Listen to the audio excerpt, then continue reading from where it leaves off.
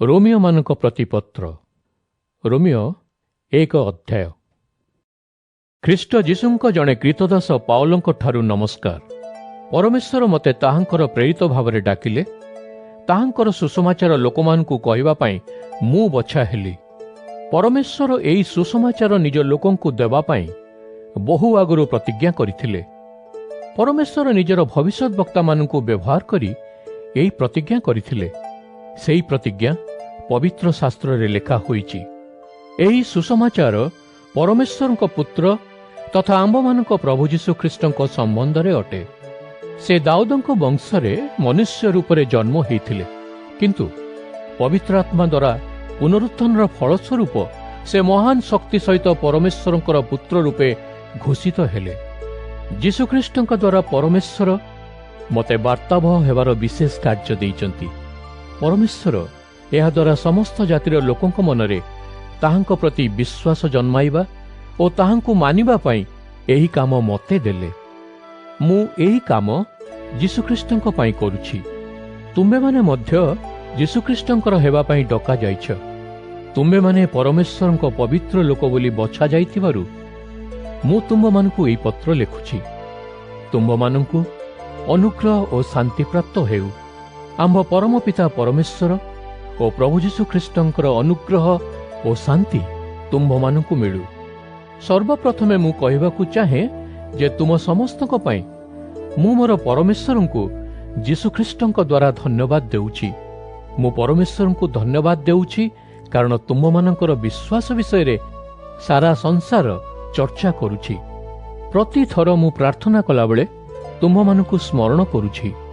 ପରମେଶ୍ୱର ଜାଣନ୍ତି ଯେ ଏହା ସତ୍ୟ। ପରମେଶ୍ୱରଙ୍କ ପୁତ୍ରଙ୍କ ବିଷୟରେ ସୁସମାଚାର ଲୋକମାନଙ୍କୁ ଶୁଣାଇବା ଦ୍ୱାରା ମୁଁ ପରମେଶ୍ୱରଙ୍କୁ ମୋ ଅନ୍ତରର ସହ ଉପାସନା କରୁଛି। ମୁଁ ପ୍ରାର୍ଥନା କରେ ଯେ ତୁମମାନଙ୍କ ପାଖକୁ ଯିବା ପାଇଁ ମୋତେ ଅନୁମତି ମିଳୁ। ପରମେଶ୍ୱର ଇଚ୍ଛା କଲେ ଏହା ସମ୍ଭବ ହେବ। ମୁଁ ତୁମ୍ଭମାନଙ୍କୁ ଦେଖିବାକୁ ବହୁତ ଇଚ୍ଛା କରେ। ତୁମ୍ଭମାନଙ୍କୁ କିଛି ଆତ୍ମିକ ଅନୁଗ୍ରହ ଦାନ ଦେଇ ଶକ୍ତିଶାଳୀ କରାଇବା ମୋର ଇଚ୍ଛା। ମୋର କହିବାର ଅର୍ଥ ଏହି ଯେ ଆମ୍ଭେମାନେ ଏକ ଆରେକକୁ ନିଜ ନିଜର ବିଶ୍ୱାସ ଦ୍ୱାରା ସାହାଯ୍ୟ କରିବା। ତୁମ୍ଭମାନଙ୍କ ବିଶ୍ୱାସ ମୋତେ ଓ ମୋ ବିଶ୍ୱାସ ତୁମ୍ଭମାନଙ୍କୁ ସାହାଯ୍ୟ କରିବ। ଭାଇ ଓ ଭଉଣୀମାନେ, ମୁଁ ତୁମ୍ଭମାନଙ୍କୁ ଜଣାଇବାକୁ ଚାହେଁ ଯେ ପୂର୍ବରୁ ମୁଁ ବହୁତ ଥର ତୁମମାନଙ୍କ ପାଖକୁ ଆସିବାକୁ ଚେଷ୍ଟା କରିଛି, କିନ୍ତୁ ଏପର୍ଯ୍ୟନ୍ତ ମୁଁ ତୁମମାନଙ୍କ ପାଖକୁ ଆସିବାକୁ ବାଧା ପାଇଛି। ତୁମମାନଙ୍କୁ ଆତ୍ମିକ ଭାବରେ ବଢ଼ିବାରେ ସାହାଯ୍ୟ କରିବା ପାଇଁ ମୁଁ ଆସିବାକୁ ଇଚ୍ଛା କରିଥିଲି। ଅନ୍ୟ ଅଣଜିହୁଦୀମାନଙ୍କୁ ମୁଁ ଯେପରି ସାହାଯ୍ୟ କରିଥିଲି, ସେହିପରି ତୁମ୍ଭମାନଙ୍କୁ ମୁଁ ସାହାଯ୍ୟ କରିବାକୁ ଚାହେଁ। ମୁଁ ଗ୍ରୀକ୍ ବା ବର୍ବର, ବୁଦ୍ଧିମାନ ବା ମୂର୍ଖ ସମସ୍ତଙ୍କୁ ସେବା କରିବାକୁ ଉଚିତ ମନେକରେ। ସେଥିପାଇଁ ମୁଁ ରୋମରେ ରହୁଥିବା ତୁମ ସମସ୍ତଙ୍କୁ ସୁସମାଚାର ଦେବାକୁ ଇଚ୍ଛା କରୁଛି। ମୁଁ ଏହି ସୁସମାଚାର ପାଇଁ ଗର୍ବ ଅନୁଭବ କରୁଛି। ଏହି ସୁସମାଚାର ହେଉଛି ଶକ୍ତି, ଯାହାଦ୍ୱାରା ପରମେଶ୍ୱର ତାହାଙ୍କୁ ବିଶ୍ୱାସ କରୁଥିବା ପ୍ରତ୍ୟେକ ଲୋକଙ୍କୁ ଉଦ୍ଧାର କରନ୍ତି, ପ୍ରଥମେ ଜିହୁଦୀମାନଙ୍କୁ ଓ ପରେ ଅଣଜିହୁଦୀମାନଙ୍କୁ ମଧ୍ୟ। ପରମେଶ୍ୱର ଲୋକମାନଙ୍କୁ କିପରି ତାଙ୍କ ପାଇଁ ଧାର୍ମିକ କରନ୍ତି, ତାହା ସୁସମାଚାର ଦର୍ଶାଇଥାଏ। ବିଶ୍ୱାସ ଦ୍ୱାରା ପରମେଶ୍ୱରଙ୍କ ପାଇଁ ଧାର୍ମିକତା ଆରମ୍ଭ ହୁଏ ଓ ବିଶ୍ୱାସରେ ଶେଷ ହୁଏ। ଯେପରି ଧର୍ମଶାସ୍ତ୍ରରେ କୁହାଯାଇଛି, ବିଶ୍ୱାସ ଦ୍ୱାରା ଧାର୍ମିକ ଅନନ୍ତ କାଳ ଜୀବିତ ରହେ। ପରମେଶ୍ୱରଙ୍କ କ୍ରୋଧ ସ୍ୱର୍ଗରୁ ପ୍ରକାଶିତ ହୋଇଛି। ଲୋକମାନଙ୍କ ଦ୍ୱାରା ପରମେଶ୍ୱରଙ୍କ ବିରୁଦ୍ଧରେ କରାଯାଉଥିବା ପ୍ରତ୍ୟେକ କୁକର୍ମ ଓ ମନ୍ଦକର୍ମ ପାଇଁ ପରମେଶ୍ୱର କ୍ରୋଧ କରନ୍ତି। ସେମାନଙ୍କ ପାଖରେ ସତ୍ୟ ଅଛି, କିନ୍ତୁ ସେମାନେ ନିଜର ମନ୍ଦ ଜୀବନ ଦ୍ୱାରା ତାହା ଲୁଚାନ୍ତି। ପରମେଶ୍ୱରଙ୍କ ବିଷୟକ ସମସ୍ତ ଜ୍ଞାନ ଲୋକମାନଙ୍କ ପାଇଁ ସ୍ପଷ୍ଟ କରାଯାଇ ସାରିଥିବାରୁ ପରମେଶ୍ୱର ତାହାଙ୍କର କ୍ରୋଧ ଦେଖାନ୍ତି। ପ୍ରକୃତରେ ପରମେଶ୍ୱର ନିଜ ବିଷୟରେ ଯାହା ଜଣାଇବା କଥା ସେ ସମସ୍ତ କଥା ସ୍ପଷ୍ଟ ଭାବରେ ଦେଖାଇ ଦେଇଛନ୍ତି। ପରମେଶ୍ୱରଙ୍କ ବିଷୟରେ କେତେକ ତଥ୍ୟ ଲୋକେ ଦେଖିପାରିବେ ନାହିଁ। ତାହାଙ୍କର ଅନନ୍ତ ଶକ୍ତି ଓ ପରମେଶ୍ୱରତ୍ୱ ତାହାଙ୍କୁ ପରମେଶ୍ୱର ବୋଲି ପ୍ରମାଣିତ କରୁଥିବା ସମସ୍ତ କଥା। କିନ୍ତୁ ଜଗତର ସୃଷ୍ଟିର ଆରମ୍ଭରୁ ସେଗୁଡ଼ିକ ଲୋକମାନଙ୍କ ବୁଝିବା ପାଇଁ ସହଜ କରାଯାଇଛି। ଏଗୁଡ଼ିକ ପରମେଶ୍ୱର ସୃଷ୍ଟି କରିଥିବା ବସ୍ତୁଗୁଡ଼ିକରୁ ସ୍ପଷ୍ଟ ହୋଇଥାଏ। ସେଥିପାଇଁ ମନ୍ଦ କାର୍ଯ୍ୟ କରିବା ପାଇଁ ଲୋକମାନଙ୍କ ପାଖରେ କୌଣସି ବାହାନା ନାହିଁ। ଲୋକେ ପରମେଶ୍ୱରଙ୍କୁ ଜାଣିଥିଲେ, କିନ୍ତୁ ସେମାନେ ପରମେଶ୍ୱରଙ୍କୁ ଗୌରବ ଦେଲେ ନାହିଁ ଓ ତାହାଙ୍କୁ ଧନ୍ୟବାଦ ଜଣାଇଲେ ନାହିଁ। ଲୋକଙ୍କ ଚିନ୍ତାଧାରା ନିରର୍ଥକ ହେଲା। ସେମାନଙ୍କର ଜ୍ଞାନ ଅନ୍ଧକାରରେ ଭରିଗଲା। ଲୋକେ ନିଜକୁ ବୁଦ୍ଧିମାନ ବୋଲି କହିଲେ, କିନ୍ତୁ ପ୍ରକୃତରେ ସେମାନେ ମୂର୍ଖ ହୋଇଗଲେ। ସେମାନେ ପରମେଶ୍ୱରଙ୍କ ଚିରସ୍ଥାୟୀ ମହିମାକୁ ଛାଡ଼ିଦେଲେ। ଲୋକେ ସେହି ମହିମାକୁ ମୂର୍ତ୍ତି ପୂଜା ଦ୍ୱାରା ବେପାର କଲେ। ଲୋକେ ଏହି ମୂର୍ତ୍ତିଗୁଡ଼ିକୁ ପକ୍ଷୀ, ପଶୁ ଓ ସରୀସୃପ ରୂପ ପ୍ରଦାନ କଲେ। ଲୋକେ ସର୍ବଦା ମନ୍ଦ କର୍ମ କରିବାକୁ ଇଚ୍ଛା କଲେ। ସେମାନେ ପାପରେ ପୂର୍ଣ୍ଣ ଥିଲେ। ପରମେଶ୍ୱର ସେମାନଙ୍କୁ ନିଜର ପାପ ମାର୍ଗରେ ଯିବା ପାଇଁ ଛାଡ଼ିଦେଲେ। ସେଥିପାଇଁ ସେମାନେ ଯୌନ ପାପରେ ପରିପୂର୍ଣ୍ଣ ହେଲେ ଓ ନିଜ ନିଜ ଶରୀରକୁ ପରସ୍ପର ସହିତ ମନ୍ଦ କର୍ମରେ ନିୟୋଜିତ ରଖିଲେ, ଯାଦ୍ୱାରା ସେମାନଙ୍କ ଶରୀର ନିନ୍ଦିତ ହେଲା। ଲୋକେ ପରମେଶ୍ୱରଙ୍କ ସତ୍ୟ ବଦଳରେ ମିଥ୍ୟାକୁ ଗ୍ରହଣ କଲେ। ସେମାନେ ସୃଷ୍ଟ ବସ୍ତୁଗୁଡ଼ିକର ଉପାସନା ଓ ସେବା କଲେ। ସେମାନେ ଏହି ବସ୍ତୁଗୁଡ଼ିକର ସୃଷ୍ଟିକର୍ତ୍ତା ପରମେଶ୍ୱରଙ୍କୁ ଉପାସନା କଲେ ନାହିଁ। ପରମେଶ୍ୱର ସର୍ବଦା ପ୍ରଶଂସାର ପାତ୍ର। ଆମେନ୍।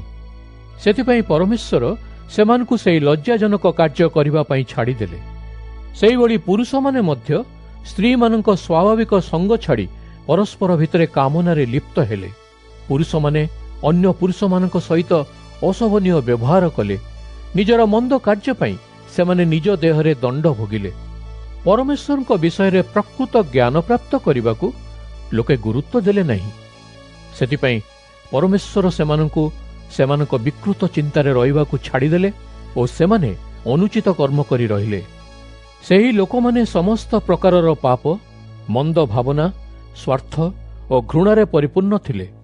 ସେମାନେ ହତ୍ୟା, ଝଗଡ଼ା, ମିଛ, ଛନ୍ଦ କପଟତା ଓ ଅନ୍ୟମାନଙ୍କର ମନ୍ଦ ଚିନ୍ତାରେ ବୁଡ଼ି ରହନ୍ତି। ସେମାନେ ପରଚର୍ଚ୍ଚା କରନ୍ତି, ପରନିନ୍ଦା କରନ୍ତି ଓ ଏକ ଆରେକ ବିରୁଦ୍ଧରେ ମନ୍ଦ କଥା କୁହନ୍ତି। ସେମାନେ ପରମେଶ୍ୱରଙ୍କୁ ଘୃଣା କରନ୍ତି। ସେମାନେ ଉଦ୍ଧତ, ଆତ୍ମଗର୍ବୀ ଓ ଅହଙ୍କାରୀ। ସେମାନେ ମନ୍ଦ କର୍ମ କରିବା ପାଇଁ ବାଟ ଖୋଜୁଥାନ୍ତି।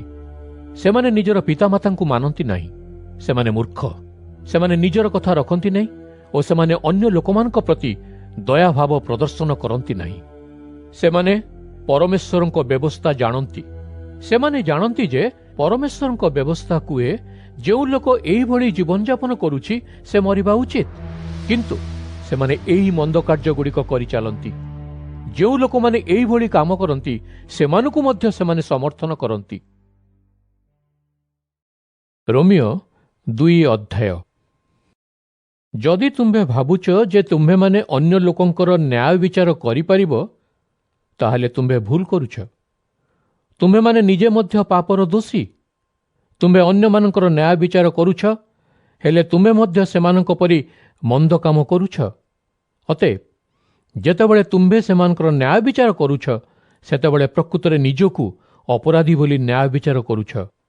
ପରମେଶ୍ୱର ଯେଉଁମାନେ ଏପରିକି ମନ୍ଦ କର୍ମ କରନ୍ତି ତାହାଙ୍କର ନ୍ୟାୟ ବିଚାର କରନ୍ତି। ଏହା ଆମେମାନେ ଜାଣୁ ଯେ ପରମେଶ୍ୱରଙ୍କର ନ୍ୟାୟ ବିଚାର ଠିକ୍ ଅଟେ। ତୁମ୍ଭେ ଭୁଲ କାମ କରୁଥିବା ଲୋକଙ୍କର ନ୍ୟାୟ ବିଚାର କରୁଛ, କିନ୍ତୁ ତୁମ୍ଭେ ନିଜେ ମଧ୍ୟ ସେହିଭଳି ଭୁଲ କାମ କରୁଛ। ସେଥିପାଇଁ ତୁମ୍ଭେ ଜାଣ ଯେ ପରମେଶ୍ୱର ନିଶ୍ଚିତ ଭାବରେ ତୁମ୍ଭର ନ୍ୟାୟ ବିଚାର କରିବେ। ତୁମେ ବିଚାରରୁ ରକ୍ଷା ପାଇପାରିବ ନାହିଁ। ପରମେଶ୍ୱର ତୁମ୍ଭ ପ୍ରତି ଅତି ଦୟାଳୁ। ସେ ତୁମ୍ଭ ପ୍ରତି ଧୈର୍ଯ୍ୟବାନ। ପରମେଶ୍ୱର ଅପେକ୍ଷା କରିଛନ୍ତି ଯେ ତୁମ୍ଭେ ବଦଳିଯାଅ, କିନ୍ତୁ ତୁମ୍ଭେ ତାହାଙ୍କର ଦୟାଳୁତା ବିଷୟରେ ଆଦୌ ଭାବୁନାହ। ଏହା ହୋଇପାରେ ଯେ ତୁମ୍ଭେ ସମ୍ଭବତଃ ବୁଝିପାରୁନାହ ଯେ ତୁମ୍ଭକୁ ନିଜର ହୃଦୟ ଓ ଜୀବନ ବଦଳାଇବା ପାଇଁ ସୁଯୋଗ ଦେବା ଉଦ୍ଦେଶ୍ୟରେ ପରମେଶ୍ୱର ତୁମ୍ଭ ପ୍ରତି ଦୟାଳୁ ହୋଇଛନ୍ତି। କିନ୍ତୁ ତୁମ୍ଭେମାନେ କଠିନ ଓ ଅନୁତାପ ବିହୀନ। ତୁମ୍ଭେ ବଦଳିବା ପାଇଁ ନାରାଜ। ସେଥିପାଇଁ ତୁମ୍ଭେ ନିଜର ଦଣ୍ଡକୁ ଅଧିକରୁ ଅଧିକ ବଢ଼ାଉଛ। ଯେଉଁଦିନ ପରମେଶ୍ୱର ନିଜର କ୍ରୋଧ ଦେଖାଇବେ, ସେହିଦିନ ତୁମ୍ଭେ ସେହି ଦଣ୍ଡ ପାଇବ। ସେହିଦିନ ଲୋକେ ପରମେଶ୍ୱରଙ୍କର ଠିକ୍ ନ୍ୟାୟ ବିଚାର ଦେଖିବେ। ପରମେଶ୍ୱର ପ୍ରତ୍ୟେକ ଲୋକକୁ ନିଜ ନିଜର କର୍ମ ଅନୁସାରେ ପୁରସ୍କାର ବା ଦଣ୍ଡ ଦେବେ। କେତେକ ଲୋକ ପରମେଶ୍ୱରଙ୍କର ମହିମା, ସମ୍ମାନ ଓ ପରମେଶ୍ୱର ଦେବାକୁ ଥିବା ଅନନ୍ତ ଜୀବନ ପାଇଁ ବଞ୍ଚନ୍ତି। ଯେଉଁମାନେ ସର୍ବଦା ଭଲ କାମ କରି ଧୈର୍ଯ୍ୟପୂର୍ବକ ଏହିଗୁଡ଼ିକ ପାଇଁ ଜୀବନ ଧାରଣ କରନ୍ତି, ସେହି ଲୋକମାନଙ୍କୁ ପରମେଶ୍ୱର ଅନନ୍ତ ଜୀବନ ପ୍ରଦାନ କରିବେ। କିନ୍ତୁ ଯେଉଁମାନେ ସ୍ୱାର୍ଥପର ଓ ସତ୍ୟକୁ ଅନୁସରଣ କରିବା ପାଇଁ ମନା କରନ୍ତି ଓ ମନ୍ଦ ମାର୍ଗ ଅବଲମ୍ବନ କରନ୍ତି, ପରମେଶ୍ୱର ସେମାନଙ୍କୁ ଦଣ୍ଡ ଦେବେ। ମନ୍ଦ କାମ କରୁଥିବା ପ୍ରତ୍ୟେକ ଲୋକକୁ ପରମେଶ୍ୱର ଦୁଃଖ ଓ ସଙ୍କଟରେ ପକାଇବେ, ଜିହୁଦୀମାନଙ୍କୁ ପ୍ରଥମେ, ପରେ ଅଣଜିହୁଦୀମାନଙ୍କୁ ମଧ୍ୟ।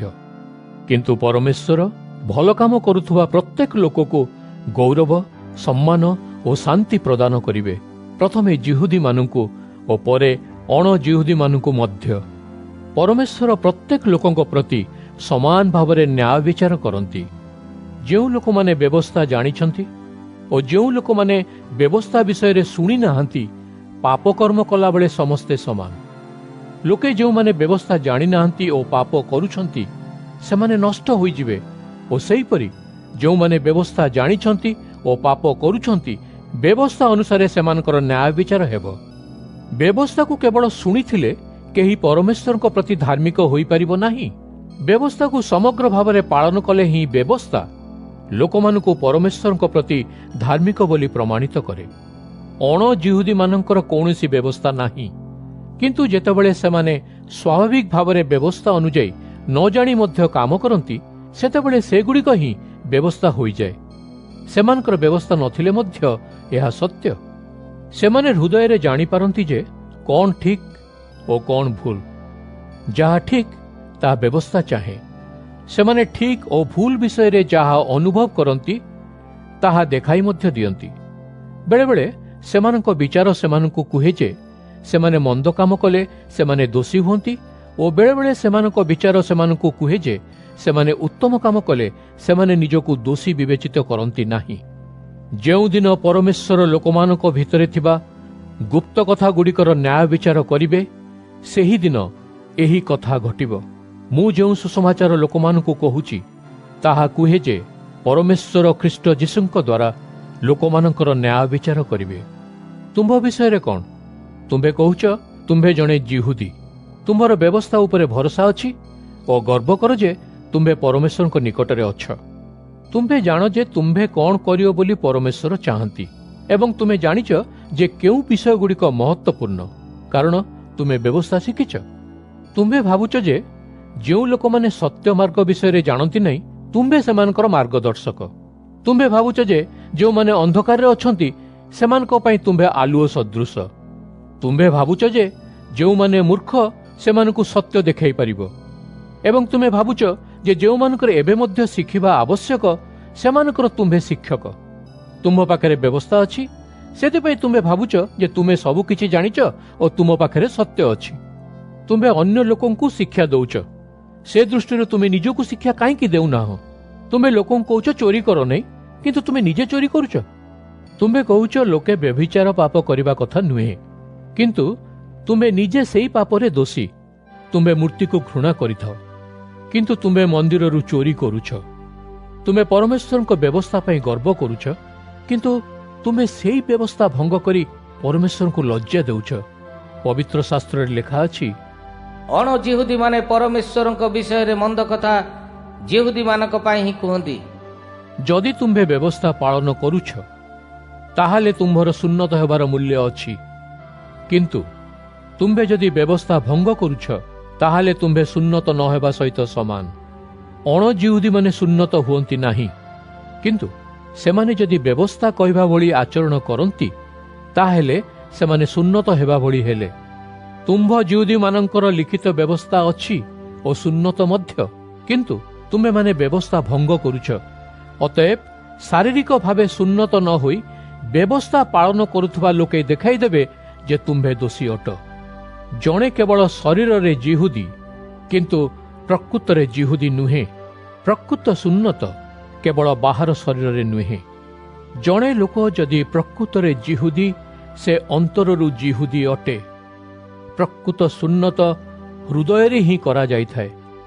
ଏହା ଆତ୍ମା ଦ୍ୱାରା କରାଯାଇଥାଏ, ଆକ୍ଷରିକ ଭାବରେ ନୁହେଁ। ଯେଉଁ ଲୋକ ହୃଦୟରେ ଆତ୍ମା ଦ୍ୱାରା ସୁନ୍ନତ ହୋଇଥାଏ, ସେ ପରମେଶ୍ୱରଙ୍କ ଠାରୁ ପ୍ରଶଂସା ପାଏ, ମଣିଷମାନଙ୍କ ଠାରୁ ନୁହେଁ। ରୋମିଓ 3 ଅଧ୍ୟାୟ। ଅତଏବ ଜିହୁଦୀମାନଙ୍କଠାରେ କ'ଣ ଅଧିକ ଅଛି ଯାହା ଅନ୍ୟ ଲୋକମାନଙ୍କଠାରେ ନାହିଁ? ଅସୁନ୍ନତ ହେବାରେ କ'ଣ ବିଶେଷ ମୂଲ୍ୟ ଅଛି? ହଁ, ଜିହୁଦୀମାନଙ୍କଠାରେ ଅନେକ କିଛି ବିଶେଷ ବିଷୟ ଅଛି। ସବୁଠାରୁ ମହତ୍ତ୍ୱପୂର୍ଣ୍ଣ କଥା ଏହି ଯେ ସେମାନଙ୍କୁ ସର୍ବପ୍ରଥମେ ପରମେଶ୍ୱର ତାହାଙ୍କ ଉପଦେଶଗୁଡ଼ିକୁ ସମର୍ପିତ କଲେ। ଏହା ସତ୍ୟ ଯେ କେତେକ ଜିହୁଦୀ ପରମେଶ୍ୱରଙ୍କର ବିଶ୍ୱସ୍ତ ନଥିଲେ, କିନ୍ତୁ ସେମାନଙ୍କ ଅବିଶ୍ୱସ୍ତତା କ'ଣ ପରମେଶ୍ୱରଙ୍କୁ ନିଜ ପ୍ରତିଜ୍ଞା ରଖିବାରେ ବାଧା ଦେବ? କେବେ ନୁହେଁ। ଯଦି ପ୍ରତ୍ୟେକ ଲୋକ ଅସତ୍ ହୁଅନ୍ତି, ତେବେ ମଧ୍ୟ ପରମେଶ୍ୱର ସତ୍ୟ ହୋଇ ରହିବେ। ଶାସ୍ତ୍ରରେ ଲେଖା ଅଛି ଯେ ତୁମ୍ଭେ ତୁମ୍ଭର କହୁଥିବା ବିଷୟ ଦ୍ୱାରା ଧାର୍ମିକ ବୋଲି ପ୍ରମାଣିତ ହେବ ଓ ନ୍ୟାୟ ବିଚାର ହେଲାବେଳେ ତୁମ୍ଭେ ବିଜୟ ଲାଭ କରିବ। ଆମ୍ଭେ ଯେତେବେଳେ ଭୁଲ କରୁ, ସେଥିରୁ ସ୍ପଷ୍ଟ ଭାବରେ ଜଣାପଡ଼େ ଯେ ପରମେଶ୍ୱର ହେଉଛନ୍ତି ଠିକ୍। ସେଥିପାଇଁ ପରମେଶ୍ୱର ଯେତେବେଳେ ଆମ୍ଭକୁ ଦଣ୍ଡ ଦିଅନ୍ତି, କ'ଣ ଆମ୍ଭେ କହିପାରିବା ଯେ ସେ ଅନ୍ୟାୟୀ? ମୁଁ କେତେକ ଲୋକଙ୍କ ଭାବିବାର ଢଙ୍ଗ ବିଷୟରେ କହୁଛି। ନା, ଯଦି ପରମେଶ୍ୱର ଆମ୍ଭକୁ ଦଣ୍ଡ ଦେଇପାରିବେ ନାହିଁ, ତାହେଲେ ସେ ସଂସାରର ବିଚାର କରିପାରିବେ ନାହିଁ। ଜଣେ ଲୋକ କହିପାରେ, ଯେତେବେଳେ ମୁଁ ମିଛ କହେ, ତାହା ପ୍ରକୃତରେ ପରମେଶ୍ୱରଙ୍କୁ ଅଧିକତର ମହିମା ପ୍ରଦାନ କରେ, କାରଣ ମୋ ମିଛ ପରମେଶ୍ୱରଙ୍କ ସତ୍ୟକୁ ପ୍ରକାଶ କରେ। ସେଥିପାଇଁ ମୋତେ ପାପୀ ବୋଲି କାହିଁକି ବିଚାର କରାଗଲା?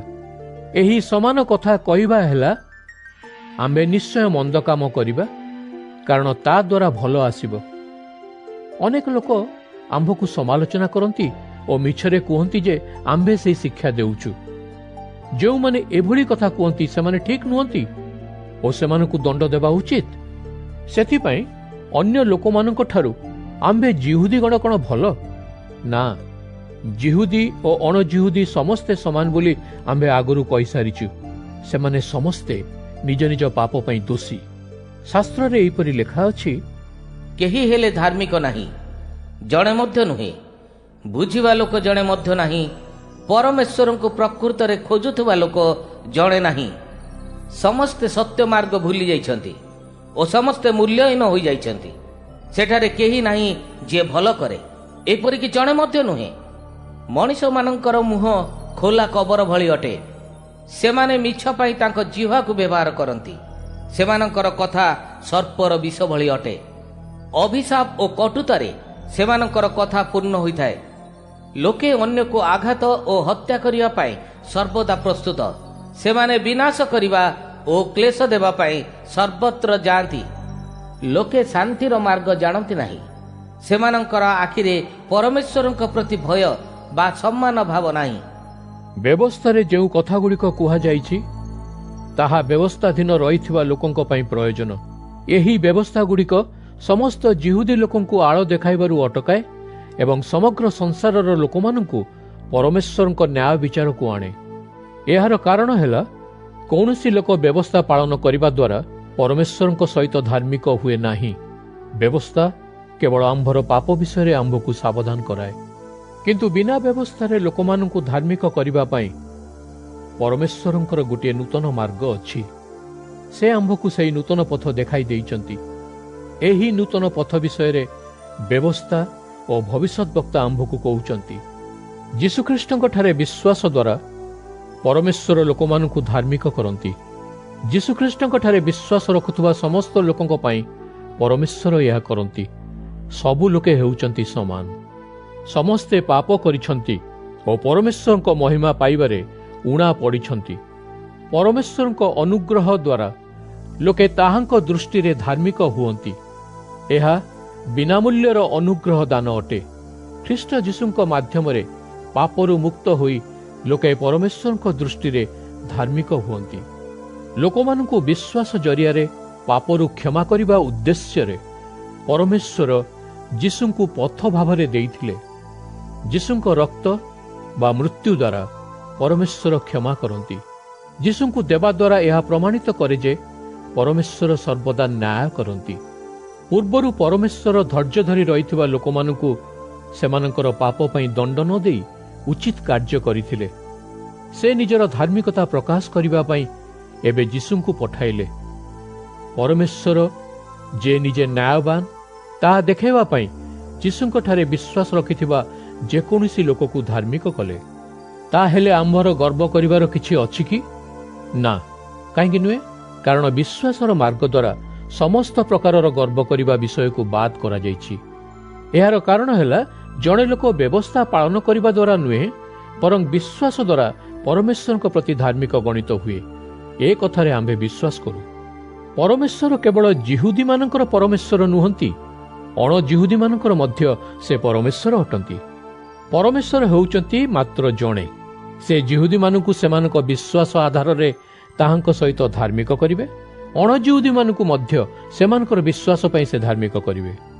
ଏଠାରେ ପ୍ରଶ୍ନ ଉଠେ ଯେ ଆମ୍ଭେ କ'ଣ ବିଶ୍ୱାସର ମାର୍ଗ ଅନୁସରଣ କରିବା ଦ୍ୱାରା ବ୍ୟବସ୍ଥାକୁ ନଷ୍ଟ କରୁଛୁ କି? ନା, ଏହା ସତ୍ୟ ନୁହେଁ। ବରଂ ବ୍ୟବସ୍ଥା ଆମ୍ଭଠାରୁ ଯାହା ଆଶା କରେ ତାହା ହେବା ପାଇଁ ବିଶ୍ୱାସ ଆମ୍ଭକୁ ସୁଯୋଗ ପ୍ରଦାନ କରେ। ରୋମିଓ 4 ଅଧ୍ୟାୟ। ତାହେଲେ ଆମ୍ଭର ଜାଗତିକ ପୂର୍ବପୁରୁଷ ଅବ୍ରାହମଙ୍କ ବିଷୟରେ କ'ଣ କହିପାରିବା? ସେ ବିଶ୍ୱାସ ବିଷୟରେ କ'ଣ ଶିଖିଲେ? ଅବ୍ରାହମ ଯଦି ନିଜର କର୍ମ ପାଇଁ ଧାର୍ମିକ ବୋଲି ଧରା ହେଲେ, ତାହେଲେ ସେଥିରେ ତାହାଙ୍କର ଗର୍ବ କରିବା କଥା। କିନ୍ତୁ ଅବ୍ରାହମ ପରମେଶ୍ୱରଙ୍କ ଆଗରେ ଗର୍ବ କରିପାରିଲେ ନାହିଁ। ଶାସ୍ତ୍ର କୁହେ, ଅବ୍ରାହମ ପରମେଶ୍ୱରଙ୍କଠାରେ ବିଶ୍ୱାସ ରଖିଲେ, ପରମେଶ୍ୱର ତାହାଙ୍କର ବିଶ୍ୱାସକୁ ଗ୍ରହଣ କଲେ। ଏହାଦ୍ୱାରା ପରମେଶ୍ୱରଙ୍କ ପ୍ରତି ଅବ୍ରାହମ ଧାର୍ମିକ ହେଲେ। କାମ କରୁଥିବା ଲୋକକୁ ମଜୁରୀ ବା ଦରମା ଦେବା ଦାନ ନୁହେଁ, ସେ ମଜୁରୀ ବା ଦରମା ଅର୍ଜନ କରେ। କିନ୍ତୁ ଜଣେ ଲୋକ ପରମେଶ୍ୱରଙ୍କ ପ୍ରତି ଧାର୍ମିକ ହେବା ଭଳି କାମ କରିପାରେ ନାହିଁ। ତାହାର ପରମେଶ୍ୱରଙ୍କ ପ୍ରତି ବିଶ୍ୱାସ ରହିବା ଉଚିତ। ତାହେଲେ ପରମେଶ୍ୱର ସେ ଲୋକର ବିଶ୍ୱାସକୁ ଗ୍ରହଣ କରନ୍ତି ଓ ଏହା ତାହାକୁ ପରମେଶ୍ୱରଙ୍କ ପ୍ରତି ଧାର୍ମିକ କରେ। ପରମେଶ୍ୱର ମନ୍ଦ ଲୋକକୁ ମଧ୍ୟ ଧାର୍ମିକ କରିପାରନ୍ତି। ଦାଉଦ ସେହି କଥା କହୁଛନ୍ତି, ମଣିଷ ଯାହା କରିଛି ତାହାର ହିସାବ ନ କରି ପରମେଶ୍ୱର ଯେତେବେଳେ ତାହାକୁ ଧାର୍ମିକ ହିସାବରେ ଗଣନା କରନ୍ତି, ସେ ଲୋକ ହିଁ ପ୍ରକୃତରେ ଧନ୍ୟ। ଲୋକେ ପ୍ରକୃତରେ ଧନ୍ୟ ଯେତେବେଳେ ସେମାନଙ୍କର ଅପରାଧ କ୍ଷମା କରାଯାଏ ଓ ଯେତେବେଳେ ସେମାନଙ୍କର ପାପଗୁଡ଼ିକୁ ଢାଙ୍କି ଦିଆଯାଏ। ଓ ସେ ଲୋକମାନେ ପ୍ରକୃତରେ ଧନ୍ୟ ଯେତେବେଳେ ପାପରହିତ ଭାବେ ପରମେଶ୍ୱର ତାହାଙ୍କୁ ଗ୍ରହଣ କରିନେଇଛନ୍ତି। ତେବେ ଏଇ ଖୁସି କ'ଣ କେବଳ ସୁନ୍ନତ ହୋଇଥିବା ଜିହୁଦୀମାନଙ୍କ ପାଇଁ ଅଟେ, ବା ଯେଉଁ ଅଣଜିହୁଦୀମାନେ ସୁନ୍ନତ ହୋଇନାହାନ୍ତି ସେମାନଙ୍କ ପାଇଁ ମଧ୍ୟ ଅଟେ? ଆମ୍ଭେ କହିସାରିଛୁ ଯେ ପରମେଶ୍ୱର ଅବ୍ରାହମଙ୍କ ବିଶ୍ୱାସକୁ ଗ୍ରହଣ କଲେ ଓ ସେହି ବିଶ୍ୱାସ ଅବ୍ରାହମକୁ ତାଙ୍କ ପ୍ରତି ଧାର୍ମିକ କଲା। ଏହା ଘଟିଲା କିପରି? ପରମେଶ୍ୱର ଅବ୍ରାହମକୁ ସୁନ୍ନତ ହେବା ପରେ ଗ୍ରହଣ କଲେ ନା ସୁନ୍ନତ ହେବା ପୂର୍ବରୁ ଗ୍ରହଣ କଲେ? ସେ ସୁନ୍ନତ ହୋଇସାରିଲା ପରେ ଏହା ପ୍ରକୃତରେ ଘଟିନାହିଁ, କିନ୍ତୁ ସେ ସୁନ୍ନତ ନ ହୋଇଥିବା ବେଳେ ଏହା ଘଟିଛି। ପରମେଶ୍ୱର ଗ୍ରହଣ କରିନେଇଛନ୍ତି ବୋଲି ପ୍ରମାଣିତ କରିବା ଲାଗି ଅବ୍ରାହମକୁ ପରେ ସୁନ୍ନତ କରାଯାଇଥିଲା। ଏହି ସୁନ୍ନତ ପ୍ରମାଣ କରୁଛି ଯେ ସୁନ୍ନତ ହେବା ପୂର୍ବରୁ ପରମେଶ୍ୱରଙ୍କ ପ୍ରତି ସେ ଧାର୍ମିକ ଥିଲେ। ସେଥିପାଇଁ ଯେଉଁମାନେ ପରମେଶ୍ୱରଙ୍କୁ ବିଶ୍ୱାସ କରନ୍ତି ଓ ସୁନ୍ନତ ହୋଇନାହାନ୍ତି, ସେ ସମସ୍ତ ଲୋକଙ୍କର ପିତା ଅବ୍ରାହମ ଅଟନ୍ତି। ସେମାନେ ବିଶ୍ୱାସ କରନ୍ତି ଓ ଏହି କାରଣରୁ ସେମାନେ ପରମେଶ୍ୱରଙ୍କ ପାଇଁ ଧାର୍ମିକ ବୋଲି ନିରୂପିତ ହୁଅନ୍ତି। ଅସୁନ୍ନତ ଲୋକଙ୍କର ପିତା ମଧ୍ୟ ଅବ୍ରାହମ। ସୁନ୍ନତ ହୋଇଥିବା କାରଣରୁ ଅବ୍ରାହମ ସେମାନଙ୍କର ପିତା ନୁହନ୍ତି। ସୁନ୍ନତ ହେବା ପୂର୍ବରୁ ଅବ୍ରାହମଙ୍କର ଯେଉଁ ବିଶ୍ୱାସ ଥିଲା, ଯଦି ସେମାନେ ମଧ୍ୟ ସେହି ବିଶ୍ୱାସ ଗ୍ରହଣ କରନ୍ତି, ତାହେଲେ ଅବ୍ରାହମ ସେମାନଙ୍କର ପିତା। ଅବ୍ରାହମ ଓ ତାହାଙ୍କର ବଂଶଜମାନଙ୍କୁ ପ୍ରତିଜ୍ଞା ମିଳିଥିଲା ଯେ ସେମାନେ ସଂସାରର ଉତ୍ତରାଧିକାରୀ ହେବେ। କିନ୍ତୁ ଅବ୍ରାହମ ଏହି ପ୍ରତିଶ୍ରୁତି ବ୍ୟବସ୍ଥା ପାଳନ କରିଥିବାରୁ ମିଳିନଥିଲା। ବିଶ୍ୱାସ ଦ୍ୱାରା ସେ ପରମେଶ୍ୱରଙ୍କଠାରେ ଧାର୍ମିକ ହୋଇଥିବାରୁ ତାହାଙ୍କୁ ଏହି ପ୍ରତିଶ୍ରୁତି ମିଳିଥିଲା। ବ୍ୟବସ୍ଥା ପାଳନ କରିବା ଦ୍ୱାରା ଯଦି ଜଣେ ଲୋକ ପରମେଶ୍ୱର ଯାହା ପ୍ରତିଜ୍ଞା ଦେଇଥିଲେ ତାହା ପାଏ, ତାହେଲେ ବିଶ୍ୱାସର କିଛି ଅର୍ଥ ନାହିଁ ଓ ପ୍ରତିଜ୍ଞାର କିଛି ମୂଲ୍ୟ ନାହିଁ। କାରଣ ବ୍ୟବସ୍ଥା ପାଳନ ନ କରିବା ଦ୍ୱାରା ବ୍ୟବସ୍ଥା ପରମେଶ୍ୱରଙ୍କର କ୍ରୋଧ ଆଣିଥାଏ। କିନ୍ତୁ ଯଦି ବ୍ୟବସ୍ଥା ନଥାନ୍ତା, ତାହେଲେ ଅବାଧ୍ୟ ହେବାର ପ୍ରଶ୍ନ ଉଠିବ ନାହିଁ। ସେଥିପାଇଁ ବିଶ୍ୱାସ ଦ୍ୱାରା ଲୋକେ ପରମେଶ୍ୱରଙ୍କ ପ୍ରତିଜ୍ଞା ପାଆନ୍ତି। ପ୍ରତିଜ୍ଞା ଯେପରି ଏକ ବିନାମୂଲ୍ୟର ଦାନ ହୋଇପାରେ, ସେଥିପାଇଁ ଏପରି ଘଟେ। ଯଦି ବିନାମୂଲ୍ୟରେ ପ୍ରତିଜ୍ଞା ଦାନ ମିଳେ, ତାହେଲେ ଅବ୍ରାହମଙ୍କ ବଂଶର ସବୁ ଲୋକେ ପ୍ରତିଜ୍ଞା ପାଇବା ସୁନିଶ୍ଚିତ। ଏହି ପ୍ରତିଜ୍ଞା କେବଳ ବ୍ୟବସ୍ଥାଧୀନ ରହିଥିବା ଲୋକଙ୍କ ପାଇଁ ନୁହେଁ, ଅବ୍ରାହମଙ୍କ ଭଳି ବିଶ୍ୱାସପୂର୍ବକ ଜୀବନଯାପନ କରୁଥିବା ସମସ୍ତ ଲୋକଙ୍କ ପାଇଁ ଏହି ପ୍ରତିଜ୍ଞା ରହିଛି। ଅବ୍ରାହମ ଆମ୍ଭ ସମସ୍ତଙ୍କର ପିତା। ଶାସ୍ତ୍ରରେ ଲେଖା ଅଛି, ମୁଁ ତୁମ୍ଭକୁ ଅନେକ ଗୁଡ଼ିଏ ଜାତିର ପିତା ଘୋଷିତ କରିଛି। ପରମେଶ୍ୱରଙ୍କ ଆଗରେ ଏହା ସତ୍ୟ ଅଟେ। ଅବ୍ରାହମ ଯେଉଁ ପରମେଶ୍ୱରଙ୍କୁ ବିଶ୍ୱାସ କରିଥିଲେ, ସେହି ପରମେଶ୍ୱର ମୃତ ଲୋକକୁ ଜୀବନ ପ୍ରଦାନ କରନ୍ତି ଓ ଯେଉଁ ଘଟଣା ଅଦ୍ୟାପି ଘଟିନାହିଁ ସେଗୁଡ଼ିକ ଘଟିବା କଥା ନିର୍ଣ୍ଣୟ କରନ୍ତି। ଅବ୍ରାହମଙ୍କର ସନ୍ତାନ ହେବାର ଆଶା ନଥିଲା, କିନ୍ତୁ ଅବ୍ରାହମ ପରମେଶ୍ୱରଙ୍କୁ ବିଶ୍ୱାସ କଲେ ଓ ଭରସାକୁ ବଜାୟ ରଖିଲେ। ସେଥିପାଇଁ ସେ ଅନେକ ଜାତିର ପିତା ହେଲେ।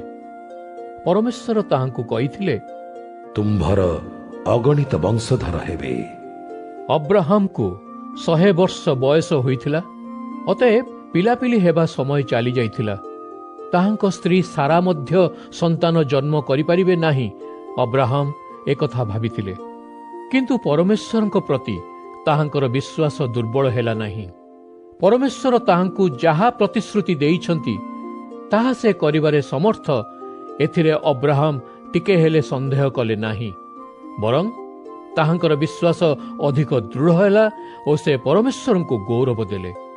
ଅବ୍ରାହମ ଦୃଢ଼ ଭାବରେ ଅନୁଭବ କଲେ ଯେ ପରମେଶ୍ୱର ଯାହା ପ୍ରତିଶ୍ରୁତି ଦେଇଛନ୍ତି ତାହା କରିବାରେ ସେ ସକ୍ଷମ ଥିଲେ। ସେଥିପାଇଁ ପରମେଶ୍ୱର ଅବ୍ରାହମଙ୍କ ବିଶ୍ୱାସକୁ ଗ୍ରହଣ କଲେ। ସେ ବିଶ୍ୱାସ ଅବ୍ରାହମକୁ ପରମେଶ୍ୱରଙ୍କ ପ୍ରତି ଧାର୍ମିକ କରି ରଖିଥିଲା। ପରମେଶ୍ୱର ଅବ୍ରାହମଙ୍କ ବିଶ୍ୱାସ ଗ୍ରହଣ କଲେ। ଏହି ବାକ୍ୟଗୁଡ଼ିକ କେବଳ ଅବ୍ରାହମଙ୍କ ପାଇଁ ଲେଖାଯାଇ ନଥିଲା, ଏହି ବାକ୍ୟଗୁଡ଼ିକ ଆମ୍ଭ ପାଇଁ ମଧ୍ୟ ଲେଖାଯାଇଥିଲା। ଆମ୍ଭେ ବିଶ୍ୱାସ କରୁଥିବା ଯୋଗୁଁ ପରମେଶ୍ୱର ଆମ୍ଭକୁ ମଧ୍ୟ ଗ୍ରହଣ କରିବେ। ଆମ୍ଭେ ତାହାଙ୍କୁ ବିଶ୍ୱାସ କରୁ ଯିଏ ଆମ୍ଭର ପ୍ରଭୁ ଯୀଶୁଙ୍କୁ ମୃତ୍ୟୁରୁ ପୁନର୍ଜୀବିତ କଲେ। ଆମ୍ଭର ପାପ ଲାଗି ଯୀଶୁଙ୍କୁ ମୃତ୍ୟୁ ନିମନ୍ତେ ସମର୍ପିତ କରାହେଲା। ଆମ୍ଭକୁ ପରମେଶ୍ୱରଙ୍କଠାରେ ଧାର୍ମିକ କରିବା ଲାଗି ଯୀଶୁ ମୃତ୍ୟୁରୁ ପୁନର୍ଜୀବିତ ହେଲେ। ରୋମିଓ 5 ଅଧ୍ୟାୟ। ଆମ୍ଭର ବିଶ୍ୱାସ ହେତୁ ଆମ୍ଭକୁ ପରମେଶ୍ୱରଙ୍କଠାରେ ଧାର୍ମିକ କରାଯାଇଛି। ସେଥିପାଇଁ ପ୍ରଭୁ ଯୀଶୁ ଖ୍ରୀଷ୍ଟଙ୍କ ମାଧ୍ୟମରେ ପରମେଶ୍ୱରଙ୍କ ସହିତ ଆମ୍ଭେ ଶାନ୍ତିରେ ଅଛୁ। ବିଶ୍ୱାସ ଦ୍ୱାରା ଖ୍ରୀଷ୍ଟ ଆମ୍ଭକୁ ପରମେଶ୍ୱରଙ୍କ ଅନୁଗ୍ରହର ଅଧୀନ କଲେ। ଏବେ ଆମ୍ଭେ ଏହି ଅନୁଗ୍ରହରେ ରହିଛୁ ଓ ଆମ୍ଭେ ପରମେଶ୍ୱରଙ୍କ ଏହି ମହିମାରେ ଭାଗିଦାର ହୋଇଥିବା ଆଶାରେ ଆନନ୍ଦିତ। ଆମ୍ଭେମାନେ ଆମ୍ଭର କ୍ଲେଶଗୁଡ଼ିକ ଥାଇ ମଧ୍ୟ ଆନନ୍ଦିତ। ଆମ୍ଭେ ଏହି କଷ୍ଟଗୁଡ଼ିକ ପାଇଁ କାହିଁକି ଆନନ୍ଦିତ? କାରଣ ଆମ୍ଭେ ଜାଣୁ ଯେ ଏହି କଷ୍ଟଗୁଡ଼ିକ ଆମ୍ଭକୁ ଅଧିକ ଧୈର୍ଯ୍ୟବାନ କରାଏ। ଏହି ଧୈର୍ଯ୍ୟ ପ୍ରମାଣ କରେ ଯେ ଆମ୍ଭେ ବଳବାନ ଓ ଏହି ପ୍ରମାଣ ଆମ୍ଭକୁ ଭରସା ପ୍ରଦାନ କରେ। ଏହି ଭରସା ଆମ୍ଭକୁ କେବେ ହେଲେ ନିରାଶ କରିବ ନାହିଁ। କ'ଣ ପାଇଁ? କାରଣ ପରମେଶ୍ୱର ଆମ୍ଭର ହୃଦୟଗୁଡ଼ିକୁ ପୂର୍ଣ୍ଣ କରିବା ପାଇଁ ତାହାଙ୍କର ପ୍ରେମ ଢାଳିଦେଲେ। ପରମେଶ୍ୱର ପବିତ୍ର ଆତ୍ମା ମାଧ୍ୟମରେ ତାହାଙ୍କର ପ୍ରେମ ଦେଇଛନ୍ତି। ପରମେଶ୍ୱରଙ୍କ ତରଫରୁ ଆମ୍ଭ ପାଇଁ ପବିତ୍ର ଆତ୍ମା ଅନୁଗ୍ରହ ଦାନ ଭାବରେ ଆସିଥିଲେ। ଆମ୍ଭେ ଅଧାର୍ମିକ ଥିବାବେଳେ ଖ୍ରୀଷ୍ଟ ଆମ୍ଭ ପାଇଁ ମରିଥିଲେ।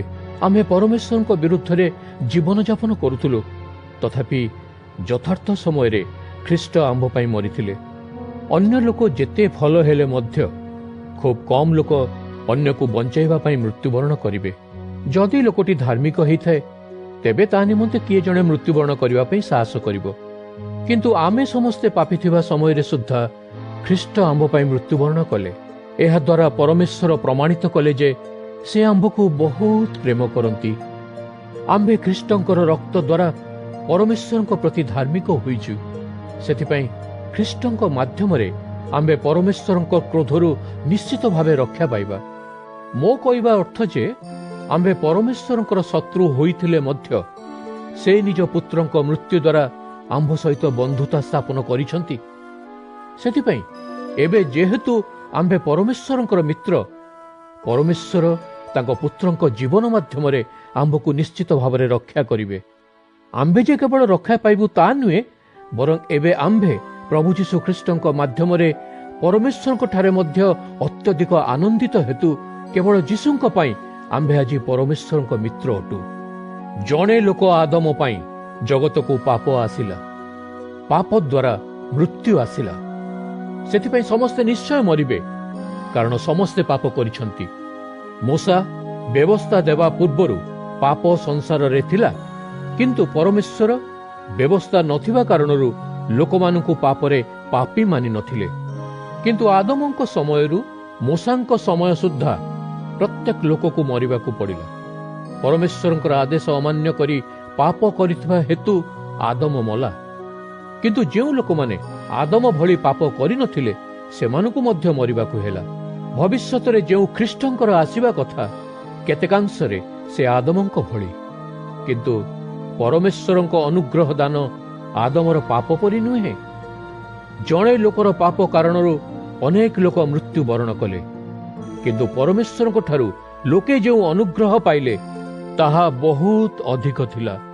ଅନେକ ଲୋକ ଜଣେ ଲୋକର ଅନୁଗ୍ରହ ହେତୁ ଜୀବନ ରୂପେ ଅନୁଗ୍ରହ ଦାନ ପାଇଲେ। ଆଦମ ଥରେ ପାପ କଲା ପରେ ସେ ଦୋଷୀ ବୋଲି ସାବ୍ୟସ୍ତ ହେଲା, କିନ୍ତୁ ପରମେଶ୍ୱରଙ୍କର ଅନୁଗ୍ରହ ଦାନ ଏହାଠାରୁ ଭିନ୍ନ ଅଟେ। ଅନେକ ପାପ ପରେ ପରମେଶ୍ୱରଙ୍କର ଅନୁଗ୍ରହ ଦାନ ଆସିଲା ଓ ଏହି ଅନୁଗ୍ରହ ଦାନ ଲୋକଙ୍କୁ ପରମେଶ୍ୱରଙ୍କ ପ୍ରତି ଧାର୍ମିକ କରାଇଲା।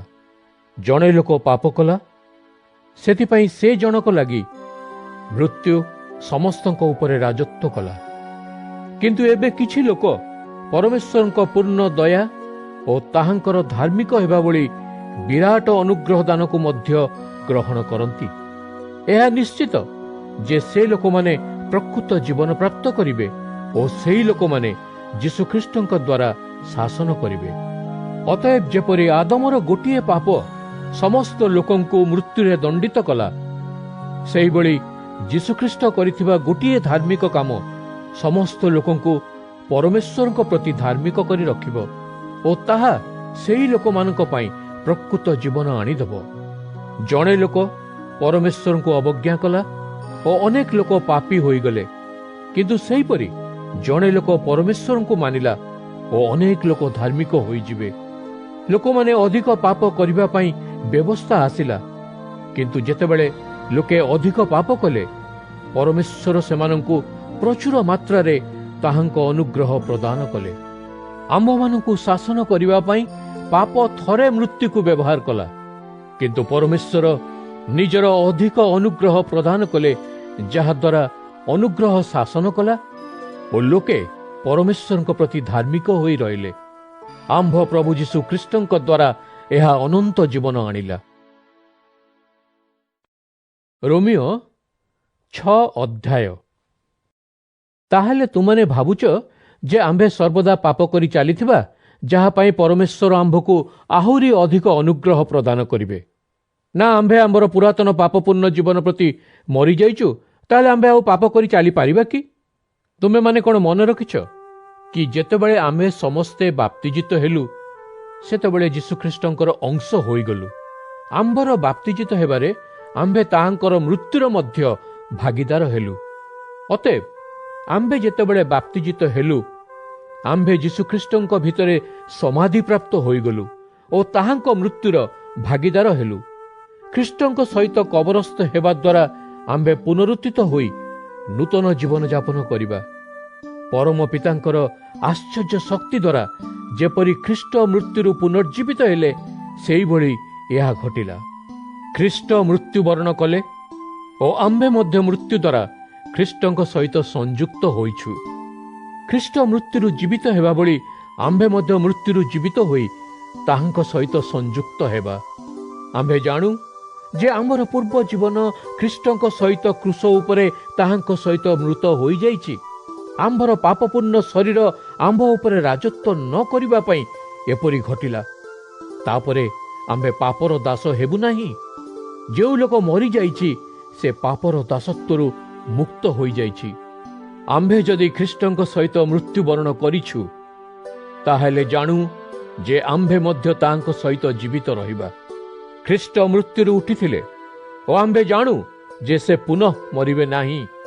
ଏବେ ମୃତ୍ୟୁର ତାଙ୍କ ଉପରେ ଆଉ କୌଣସି କର୍ତ୍ତୃତ୍ୱ ନାହିଁ। ଯେତେବେଳେ ଖ୍ରୀଷ୍ଟ ମୃତ୍ୟୁ ଭୋଗ କଲେ ସେ ପାପର ଶକ୍ତିକୁ ଥରେ ମାତ୍ର ହରାଇବା ପାଇଁ ମୃତ୍ୟୁ ଭୋଗ କଲେ। ଏହା ସବୁଦିନ ପାଇଁ ଯଥେଷ୍ଟ ଥିଲା। ଏବେ ସେ ଯେଉଁ ଜୀବନଯାପନ କରନ୍ତି ତାହା ପରମେଶ୍ୱରଙ୍କ ପାଇଁ କରନ୍ତି। ସେହିଭଳି ତୁମ୍ଭେମାନେ ମଧ୍ୟ ପାପର ଶକ୍ତି ବିଷୟରେ ନିଜକୁ ମୃତ ବୋଲି ଭାବିବା ଉଚିତ। ତୁମେମାନେ ଖ୍ରୀଷ୍ଟ ଯୀଶୁଙ୍କ ମାଧ୍ୟମରେ ପରମେଶ୍ୱରଙ୍କ ପାଇଁ ଜୀବିତ ବୋଲି ଅନୁଭବ କର। କିନ୍ତୁ ପାପ ଯେପରି ତୁମମାନଙ୍କର ଶରୀରକୁ ରାଜତ୍ୱ ନ କରୁ, ତୁମମାନଙ୍କର ପାପପୂର୍ଣ୍ଣ ସ୍ୱଭାବ ଦ୍ୱାରା ତୁମେମାନେ ଯେପରି ଶାସିତ ନ ହୁଅ। ପାପର ସେବା କରିବା ପାଇଁ ତୁମମାନଙ୍କ ଶରୀରର ଅଙ୍ଗଗୁଡ଼ିକୁ ଅନୁମତି ଦିଅ ନାହିଁ। ମନ୍ଦ କାମ କରିବା ପାଇଁ ଶରୀରକୁ ବ୍ୟବହାର କର ନାହିଁ। ତା ପରିବର୍ତ୍ତେ ନିଜକୁ ପରମେଶ୍ୱରଙ୍କଠାରେ ସମର୍ପଣ କର। ଯେଉଁମାନେ ମରିଥିଲେ ଓ ଏବେ ଜୀବିତ ଅଛନ୍ତି ସେ ଲୋକଙ୍କ ଭଳି ହୁଅ।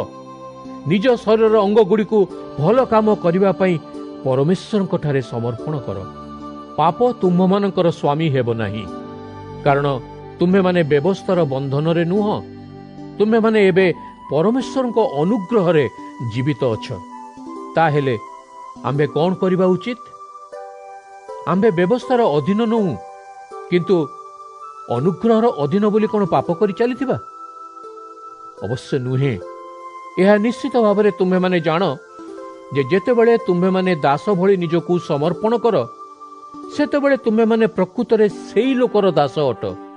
ଯେଉଁ ଲୋକକୁ ତୁମେମାନେ ମାନିବ ସେ ହେଉଛି ତୁମ୍ଭର ମାଲିକ। ତୁମେମାନେ ପାପର ଚାକର ହୋଇପାରିବ ବା ପରମେଶ୍ୱରଙ୍କୁ ମାନିବ। ପାପ ଆଧ୍ୟାତ୍ମିକ ମୃତ୍ୟୁ ଆଣିଦିଏ, କିନ୍ତୁ ପରମେଶ୍ୱରଙ୍କୁ ମାନିଲେ ପରମେଶ୍ୱରଙ୍କଠାରେ ତୁମେମାନେ ଧାର୍ମିକ ବୋଲି ଗଣିତ ହୁଅ। ଅତୀତରେ ତୁମେମାନେ ପାପର ଦାସ ଥିଲ। ପାପ ତୁମମାନଙ୍କୁ ନିୟନ୍ତ୍ରଣ କରି ରଖିଥିଲା, କିନ୍ତୁ ପରମେଶ୍ୱରଙ୍କୁ ଧନ୍ୟବାଦ ଦିଅ ଯେ ତୁମମାନଙ୍କୁ ଯାହା ଶିକ୍ଷା ଦିଆଗଲା ତାହା ତୁମେମାନେ ସମସ୍ତ ହୃଦୟର ସହିତ ପାଳନ କଲ। ତୁମମାନଙ୍କୁ ପାପରୁ ମୁକ୍ତ କରାହେଲା ଓ ଏବେ ତୁମେମାନେ ଧାର୍ମିକତାର ଦାସ ହୋଇଛ। ଲୋକେ ଜାଣିଥିବା ଗୋଟିଏ ଉଦାହରଣ ଦେଇ ମୁଁ ଏ କଥା ତୁମମାନଙ୍କୁ ବୁଝାଉଛି। ଏହାକୁ ବୁଝିବା କଷ୍ଟକର ହୋଇଥିବା କାରଣରୁ ମୁଁ ଏଇଭଳି ବୁଝାଉଛି। ଅତୀତରେ ତୁମେମାନେ ନିଜ ଶରୀରର ଅଙ୍ଗଗୁଡ଼ିକୁ ପାପର ଦାସ ହେବାକୁ ଓ ମନ୍ଦ କର୍ମରେ ନିଯୁକ୍ତ କରିଥିଲ। ଫଳସ୍ୱରୂପ ତୁମେମାନେ ପରମେଶ୍ୱରଙ୍କ ବିରୁଦ୍ଧରେ ଜୀବନଯାପନ କରୁଥିଲ। ଠିକ୍ ସେହିଭଳି ଏବେ ତୁମମାନଙ୍କ ଶରୀରର ଅଙ୍ଗଗୁଡ଼ିକୁ ଭଲ କାମ କରିବା ପାଇଁ ସମର୍ପଣ କର। ତେବେ ତୁମେମାନେ କେବଳ ପରମେଶ୍ୱରଙ୍କ ପାଇଁ ବଞ୍ଚିବ। ଅତୀତରେ ତୁମେମାନେ ପାପର ଦାସ ଥିଲ ଓ ଯାହା ଉତ୍ତମ ତାହା ତୁମମାନଙ୍କୁ ନିୟନ୍ତ୍ରିତ କରିନଥିଲା। ତୁମେମାନେ ମନ୍ଦ କାମ କରୁଥିଲ। ଏବେ ତୁମେମାନେ ସେଭଳି କର୍ମ ପାଇଁ ଲଜ୍ଜିତ। ସେ କାମଗୁଡ଼ିକ କ'ଣ ତୁମମାନଙ୍କୁ ସାହାଯ୍ୟ କଲା? ନା, ସେ କର୍ମଗୁଡ଼ିକ କେବଳ ଆଧ୍ୟାତ୍ମିକ ମୃତ୍ୟୁ ଆଣିଥାଏ। କିନ୍ତୁ ଏବେ ତୁମେମାନେ ପାପରୁ ମୁକ୍ତ। ତୁମେମାନେ ଏବେ ପରମେଶ୍ୱରଙ୍କର ଦାସ ଓ ଏହା କେବଳ ପରମେଶ୍ୱରଙ୍କ ପାଇଁ ତୁମ୍ଭମାନଙ୍କୁ ଜୀବନ ଆଣିଦେବ। ତାପରେ ତୁମେମାନେ ସଦାକାଳ ପାଇଁ ଅନନ୍ତ ଜୀବନ ପାଇବ। ପାପର ସ୍ୱାଭାବିକ ପରିଣତି ମୃତ୍ୟୁ, କିନ୍ତୁ ପରମେଶ୍ୱରଙ୍କ ଅନୁଗ୍ରହ ଦାନ ଆମ୍ଭର ପ୍ରଭୁ ଖ୍ରୀଷ୍ଟ ଯୀଶୁଙ୍କ ସହଭାଗିତାରେ ତାହାଙ୍କ ଲୋକମାନଙ୍କୁ ଅନନ୍ତ ଜୀବନ ଦିଅନ୍ତି। ରୋମିଓ 7 ଅଧ୍ୟାୟ। ଭାଇ ଓ ଭଉଣୀଗଣ, ତୁମେମାନେ ବ୍ୟବସ୍ଥା ଜାଣ। ତୁମେମାନେ ଜାଣ ଯେ ଯେତେବେଳେ ଜଣେ ଲୋକ ଜୀବିତ, ବ୍ୟବସ୍ଥା ତାହାକୁ ନିୟନ୍ତ୍ରିତ କରେ। ମୁଁ ତୁମମାନଙ୍କୁ ଗୋଟିଏ ଉଦାହରଣ ଦେଉଛି। ଜଣେ ବିବାହିତା ସ୍ତ୍ରୀ ଲୋକ ତାହାର ସ୍ୱାମୀ ଜୀବିତ ଥିବା ସମୟ ପର୍ଯ୍ୟନ୍ତ ତା ସହିତ ଆବଦ୍ଧ ହୋଇ ରହିଥାଏ। କିନ୍ତୁ ଯେତେବେଳେ ତାହାର ସ୍ୱାମୀ ମରିଯାଏ, ସେ ବିବାହର ନିୟମରୁ ମୁକ୍ତ ହୋଇଯାଏ। କିନ୍ତୁ ଯେତେବେଳେ ଜଣେ ସ୍ତ୍ରୀ ଲୋକ ତାହାର ସ୍ୱାମୀ ଜୀବିତ ଥିବା ଅବସ୍ଥାରେ ଆଉ ଜଣକୁ ବିବାହ କରେ, ବ୍ୟବସ୍ଥା କୁହେ ଯେ ସେ ବ୍ୟଭିଚାର ଦୋଷରେ ଦୋଷୀ। କିନ୍ତୁ ଯଦି ସେ ସ୍ତ୍ରୀ ଲୋକର ସ୍ୱାମୀ ମରିଯାଏ, ତାହେଲେ ସେ ସ୍ତ୍ରୀ ଲୋକଟି ବିବାହର ବନ୍ଧନ ବ୍ୟବସ୍ଥାରୁ ମୁକ୍ତ ହୋଇଯାଏ। ଅତଏବ ଯଦି ସେହି ସ୍ତ୍ରୀ ଲୋକ ସ୍ୱାମୀର ମୃତ୍ୟୁ ପରେ ଆଉ ଜଣକୁ ବିବାହ କରେ, ସେ ବ୍ୟଭିଚାର ଦୋଷରେ ଆଉ ଦୋଷୀ ହୁଏ ନାହିଁ। ଠିକ୍ ସେହିଭଳି ମୋ ଭାଇ ଓ ଭଉଣୀଗଣ, ତୁମମାନଙ୍କର ପୁରୁଣା ବ୍ୟକ୍ତିତ୍ୱ ମରିଯାଇଛି ଓ ତୁମେମାନେ ଖ୍ରୀଷ୍ଟଙ୍କ ଶରୀର ମାଧ୍ୟମରେ ବ୍ୟବସ୍ଥାରୁ ମୁକ୍ତ ହୋଇଯାଇଛ। ଏବେ ତୁମେମାନେ ଅନ୍ୟ ଜଣଙ୍କର ଅଟ। ତୁମେମାନେ ମୃତ୍ୟୁରୁ ବଞ୍ଚି ଉଠିଥିବା ଖ୍ରୀଷ୍ଟଙ୍କର ଅଟ। ଆମ୍ଭେ ଯୀଶୁଖ୍ରୀଷ୍ଟଙ୍କର ଅଟୁ। ସେଥିପାଇଁ ଆମ୍ଭେ ପରମେଶ୍ୱରଙ୍କ ସେବାରେ ନିୟୋଜିତ ହୋଇପାରିବା। ଅତୀତରେ ଆମ୍ଭେ ଆମ୍ଭର ପାପପୂର୍ଣ୍ଣ ଶରୀର ଦ୍ୱାରା ନିୟନ୍ତ୍ରିତ ହେଉଥିଲୁ। ଆମ୍ଭ ଦ୍ୱାରା ବ୍ୟବସ୍ଥା ପାପପୂର୍ଣ୍ଣ କାମ କରାଉଥିଲା ଓ ଏହି ପାପପୂର୍ଣ୍ଣ କାମ ସବୁ ଆମର ଶରୀରକୁ ନିୟନ୍ତ୍ରିତ କରୁଥିଲା। ଅତଏବ ଏହି କର୍ମ ଆମର ଆଧ୍ୟାତ୍ମିକ ମୃତ୍ୟୁ ଘଟାଉଥିଲା। ଅତୀତର ବ୍ୟବସ୍ଥା ଆମକୁ ବନ୍ଦୀ ଭଳି ବାନ୍ଧି ରଖିଥିଲା, କିନ୍ତୁ ଆମ୍ଭର ପୁରୁଣା ବ୍ୟକ୍ତିତ୍ୱ ଏବେ ମରିଯାଇଛି ଓ ଆମ୍ଭେ ବ୍ୟବସ୍ଥାରୁ ମୁକ୍ତ ହୋଇସାରିଛୁ। ଅତଏବ ଆମ୍ଭେ ପ୍ରାଚୀନ ପଦ୍ଧତି ଲିଖିତ ବ୍ୟବସ୍ଥା ଅନୁସାରେ ପରମେଶ୍ୱରଙ୍କ ସେବା କରୁନାହୁଁ। ଆମ୍ଭେ ପରମେଶ୍ୱରଙ୍କ ନୂତନ ପଦ୍ଧତିରେ ଆତ୍ମାରେ ସେବା କରୁଅଛୁ। ତୁମ୍ଭେ ଭାବିପାର ଯେ ମୁଁ କହୁଛି ପାପ ଓ ବ୍ୟବସ୍ଥା ହେଉଛି ଏକା କଥା। ଏହା ସତ୍ୟ ନୁହେଁ, କିନ୍ତୁ ବ୍ୟବସ୍ଥା ହେଉଛି ଏକମାତ୍ର ଉପାୟ ଯାହାଦ୍ୱାରା ମୁଁ ପାପର ଅର୍ଥ ଜାଣିପାରିଲି। ମୁଁ କେବେ ହେଲେ ଜାଣିପାରିନଥାନ୍ତି ଲୋଭ କରିବା ଅର୍ଥ କ'ଣ, କିନ୍ତୁ ବ୍ୟବସ୍ଥା କହିଲା, ଅନ୍ୟମାନଙ୍କ ବସ୍ତୁ ପାଇବା ପାଇଁ କେବେ ହେଲେ ଲୋଭ କର ନାହିଁ। ଏହି ଆଦେଶ ଅନୁସାରେ ମୋ ଭିତରେ ସମସ୍ତ ପ୍ରକାରର ଭୁଲ ବସ୍ତୁ ପ୍ରତି ପାପ ଇଚ୍ଛା ଜାଗ୍ରତ କରାଇଲା। ସେଥିପାଇଁ ଉକ୍ତ ଆଦେଶ ହେତୁ ପାପ ମୋ ପାଖକୁ ଆସିଲା। କିନ୍ତୁ ବ୍ୟବସ୍ଥା ବିନା ପାପର କୌଣସି ଶକ୍ତି ନାହିଁ। ବ୍ୟବସ୍ଥା ଜାଣିବା ପୂର୍ବରୁ ବ୍ୟବସ୍ଥା ବିନା ମୁଁ ଜୀବିତ ଥିଲି, କିନ୍ତୁ ଯେତେବେଳେ ବ୍ୟବସ୍ଥାର ଆଦେଶ ମୋ ପାଖକୁ ଆସିଲା, ସେତେବେଳେ ପାପ ଜୀବିତ ହେଲା ଓ ପାପ ହେତୁ ଆତ୍ମିକ ଭାବରେ ମୁଁ ମୃତ୍ୟୁବରଣ କଲି। ଆଦେଶର ଆଜ୍ଞା ଥିଲା ଜୀବନଦାନ, କିନ୍ତୁ ମୋ ପାଇଁ ଆଜ୍ଞା ଆଣିଲା ମୃତ୍ୟୁ। ଏହି ଆଜ୍ଞାକୁ ବ୍ୟବହାର କରି ପାପ ମୋତେ ମୂର୍ଖ ପ୍ରମାଣିତ କରିବା ପାଇଁ ସୁଯୋଗ ପାଇଲା। ମୋତେ ଆତ୍ମିକ ଭାବରେ ମୃତ କରାଇବାରେ ପାପ ଏହି ଆଜ୍ଞାକୁ ବ୍ୟବହାର କଲା। ଅତଏବ ବ୍ୟବସ୍ଥା ହେଉଛି ପବିତ୍ର ଓ ଆଜ୍ଞା ମଧ୍ୟ ପବିତ୍ର, ଠିକ୍ ଓ ଉତ୍ତମ। ଏହାର କ'ଣ ଏହି ଅର୍ଥ ଯେ ଯାହା ଭଲ ତାହା ହିଁ ମୋ ପାଇଁ ମୃତ୍ୟୁ ଆଣିଲା? କିନ୍ତୁ ଯାହା ଭଲ ପାପ ତାହାକୁ ହିଁ ବ୍ୟବହାର କରି ମୋ ପାଇଁ ମୃତ୍ୟୁ ଆଣିଲା। ଏହା ହେଲା ଯେପରି ମୁଁ ଜାଣିପାରିବି ପାପ କ'ଣ। ପାପ ହେଉଛି ଅତିଶୟ ମନ୍ଦ, ଏହା ଜଣାଇବା ପାଇଁ ଏପରି ଘଟିଲା ଓ ଆଜ୍ଞାର ବ୍ୟବହାର ମଧ୍ୟ ଏହା ହିଁ ଦେଖାଇବା ପାଇଁ ହେଲା। ମୁଁ ଜାଣେ ଯେ ବ୍ୟବସ୍ଥା ହେଉଛି ଆତ୍ମିକ, କିନ୍ତୁ ମୁଁ ଆତ୍ମିକ ନୁହେଁ। ପାପର ଦାସ ଭଳି ମୁଁ ତା ପାଖରେ ବିକ୍ରି ହୋଇଯାଇଛି। ମୁଁ ଯାହା କରେ ତା ମୁଁ ବୁଝେ ନାହିଁ।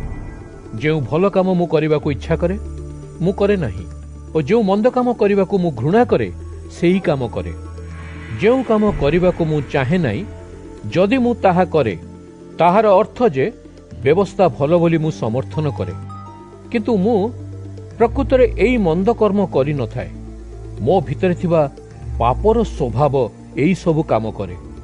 ମୁଁ ଏହା ଜାଣେ ଯେ ମୋ ଭିତରେ କିଛି ଭଲ ନାହିଁ। ମୋ କହିବା ଅର୍ଥ ଯେ ମୋର ଶରୀରରେ କୌଣସି ଭଲ ବିଷୟ ନାହିଁ। ମୁଁ ଭଲ କାମ କରିବାକୁ ଇଚ୍ଛା କରେ, କିନ୍ତୁ ମୁଁ ଏହା କରେ ନାହିଁ। ମୁଁ ମନ୍ଦ କାମ କରେ ଯାହା ମୁଁ କରିବାକୁ ଚାହେଁ ନାହିଁ। ତାହାର ଅର୍ଥ ମୁଁ ପ୍ରକୃତରେ ଏହିସବୁ କରେ ନାହିଁ।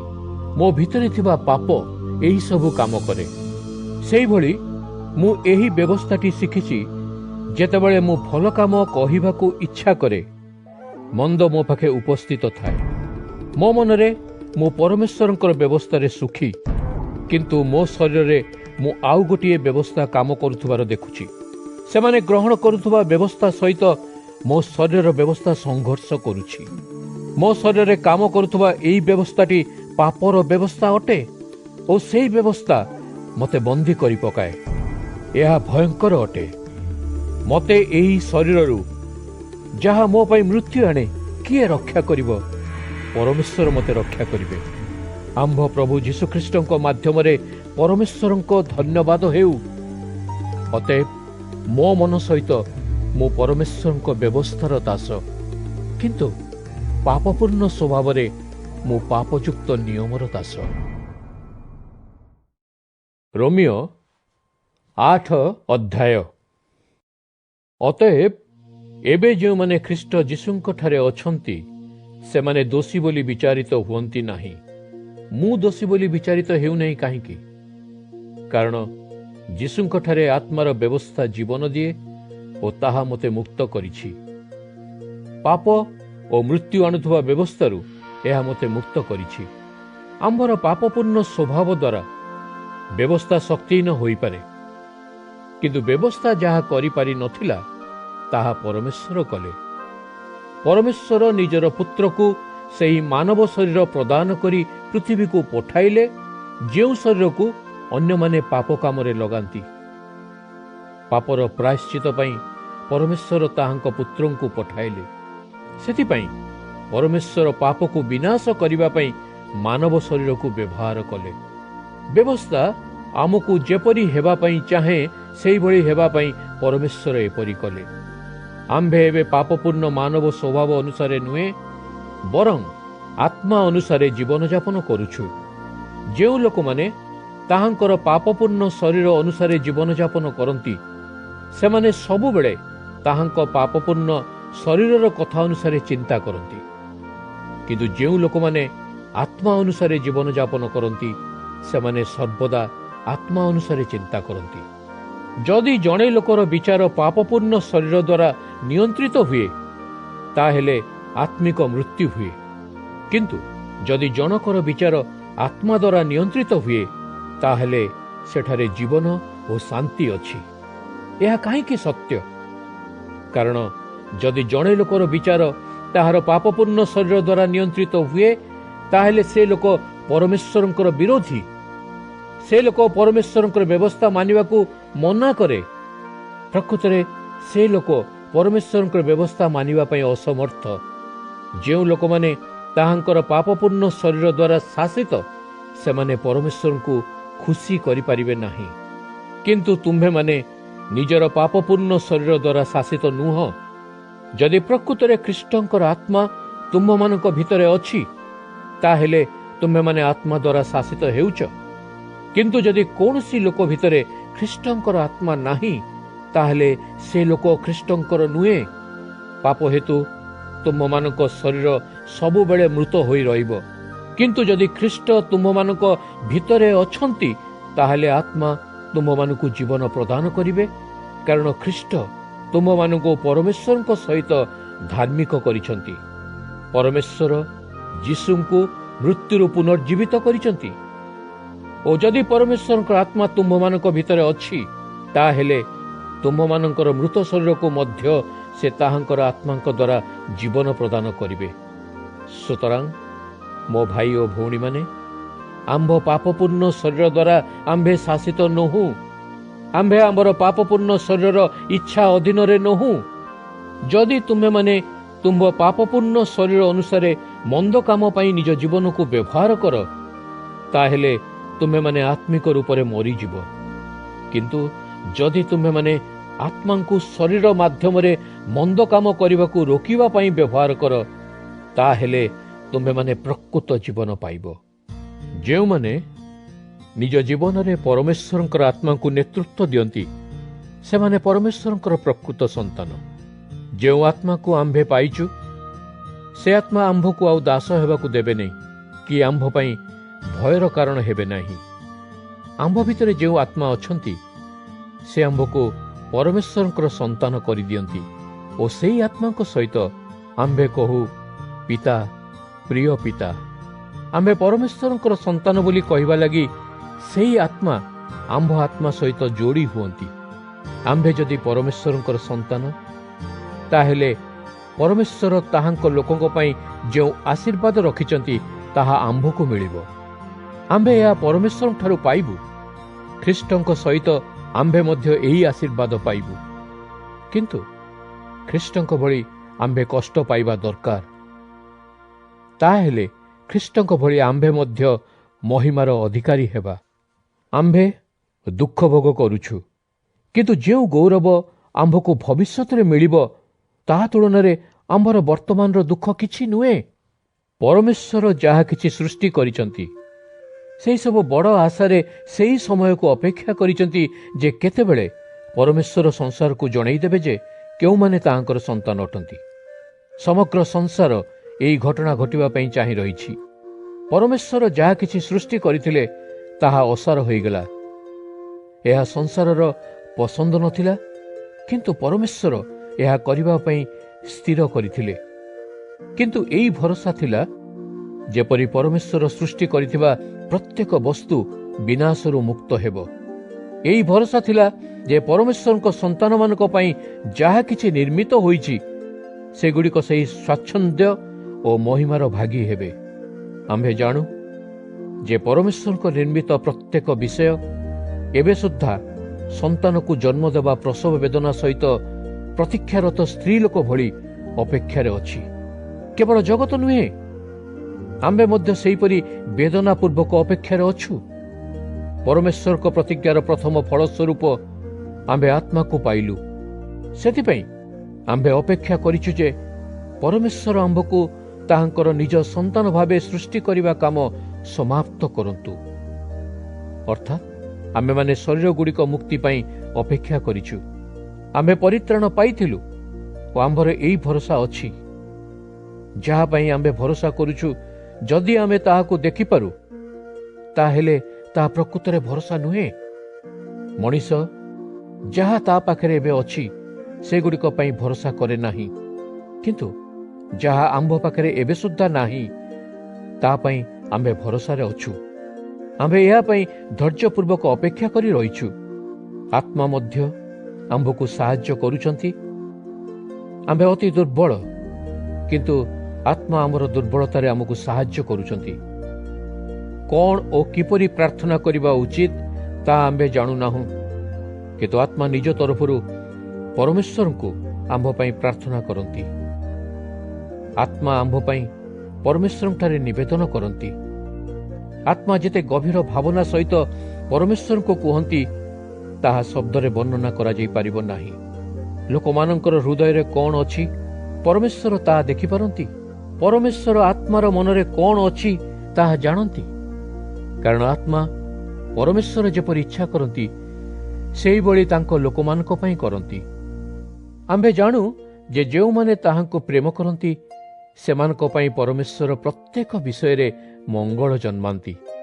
ପରମେଶ୍ୱର ଏହି ଲୋକମାନଙ୍କୁ ବାଛିଛନ୍ତି କାରଣ ଏହା ହିଁ ତାହାଙ୍କର ଯୋଜନା ଥିଲା।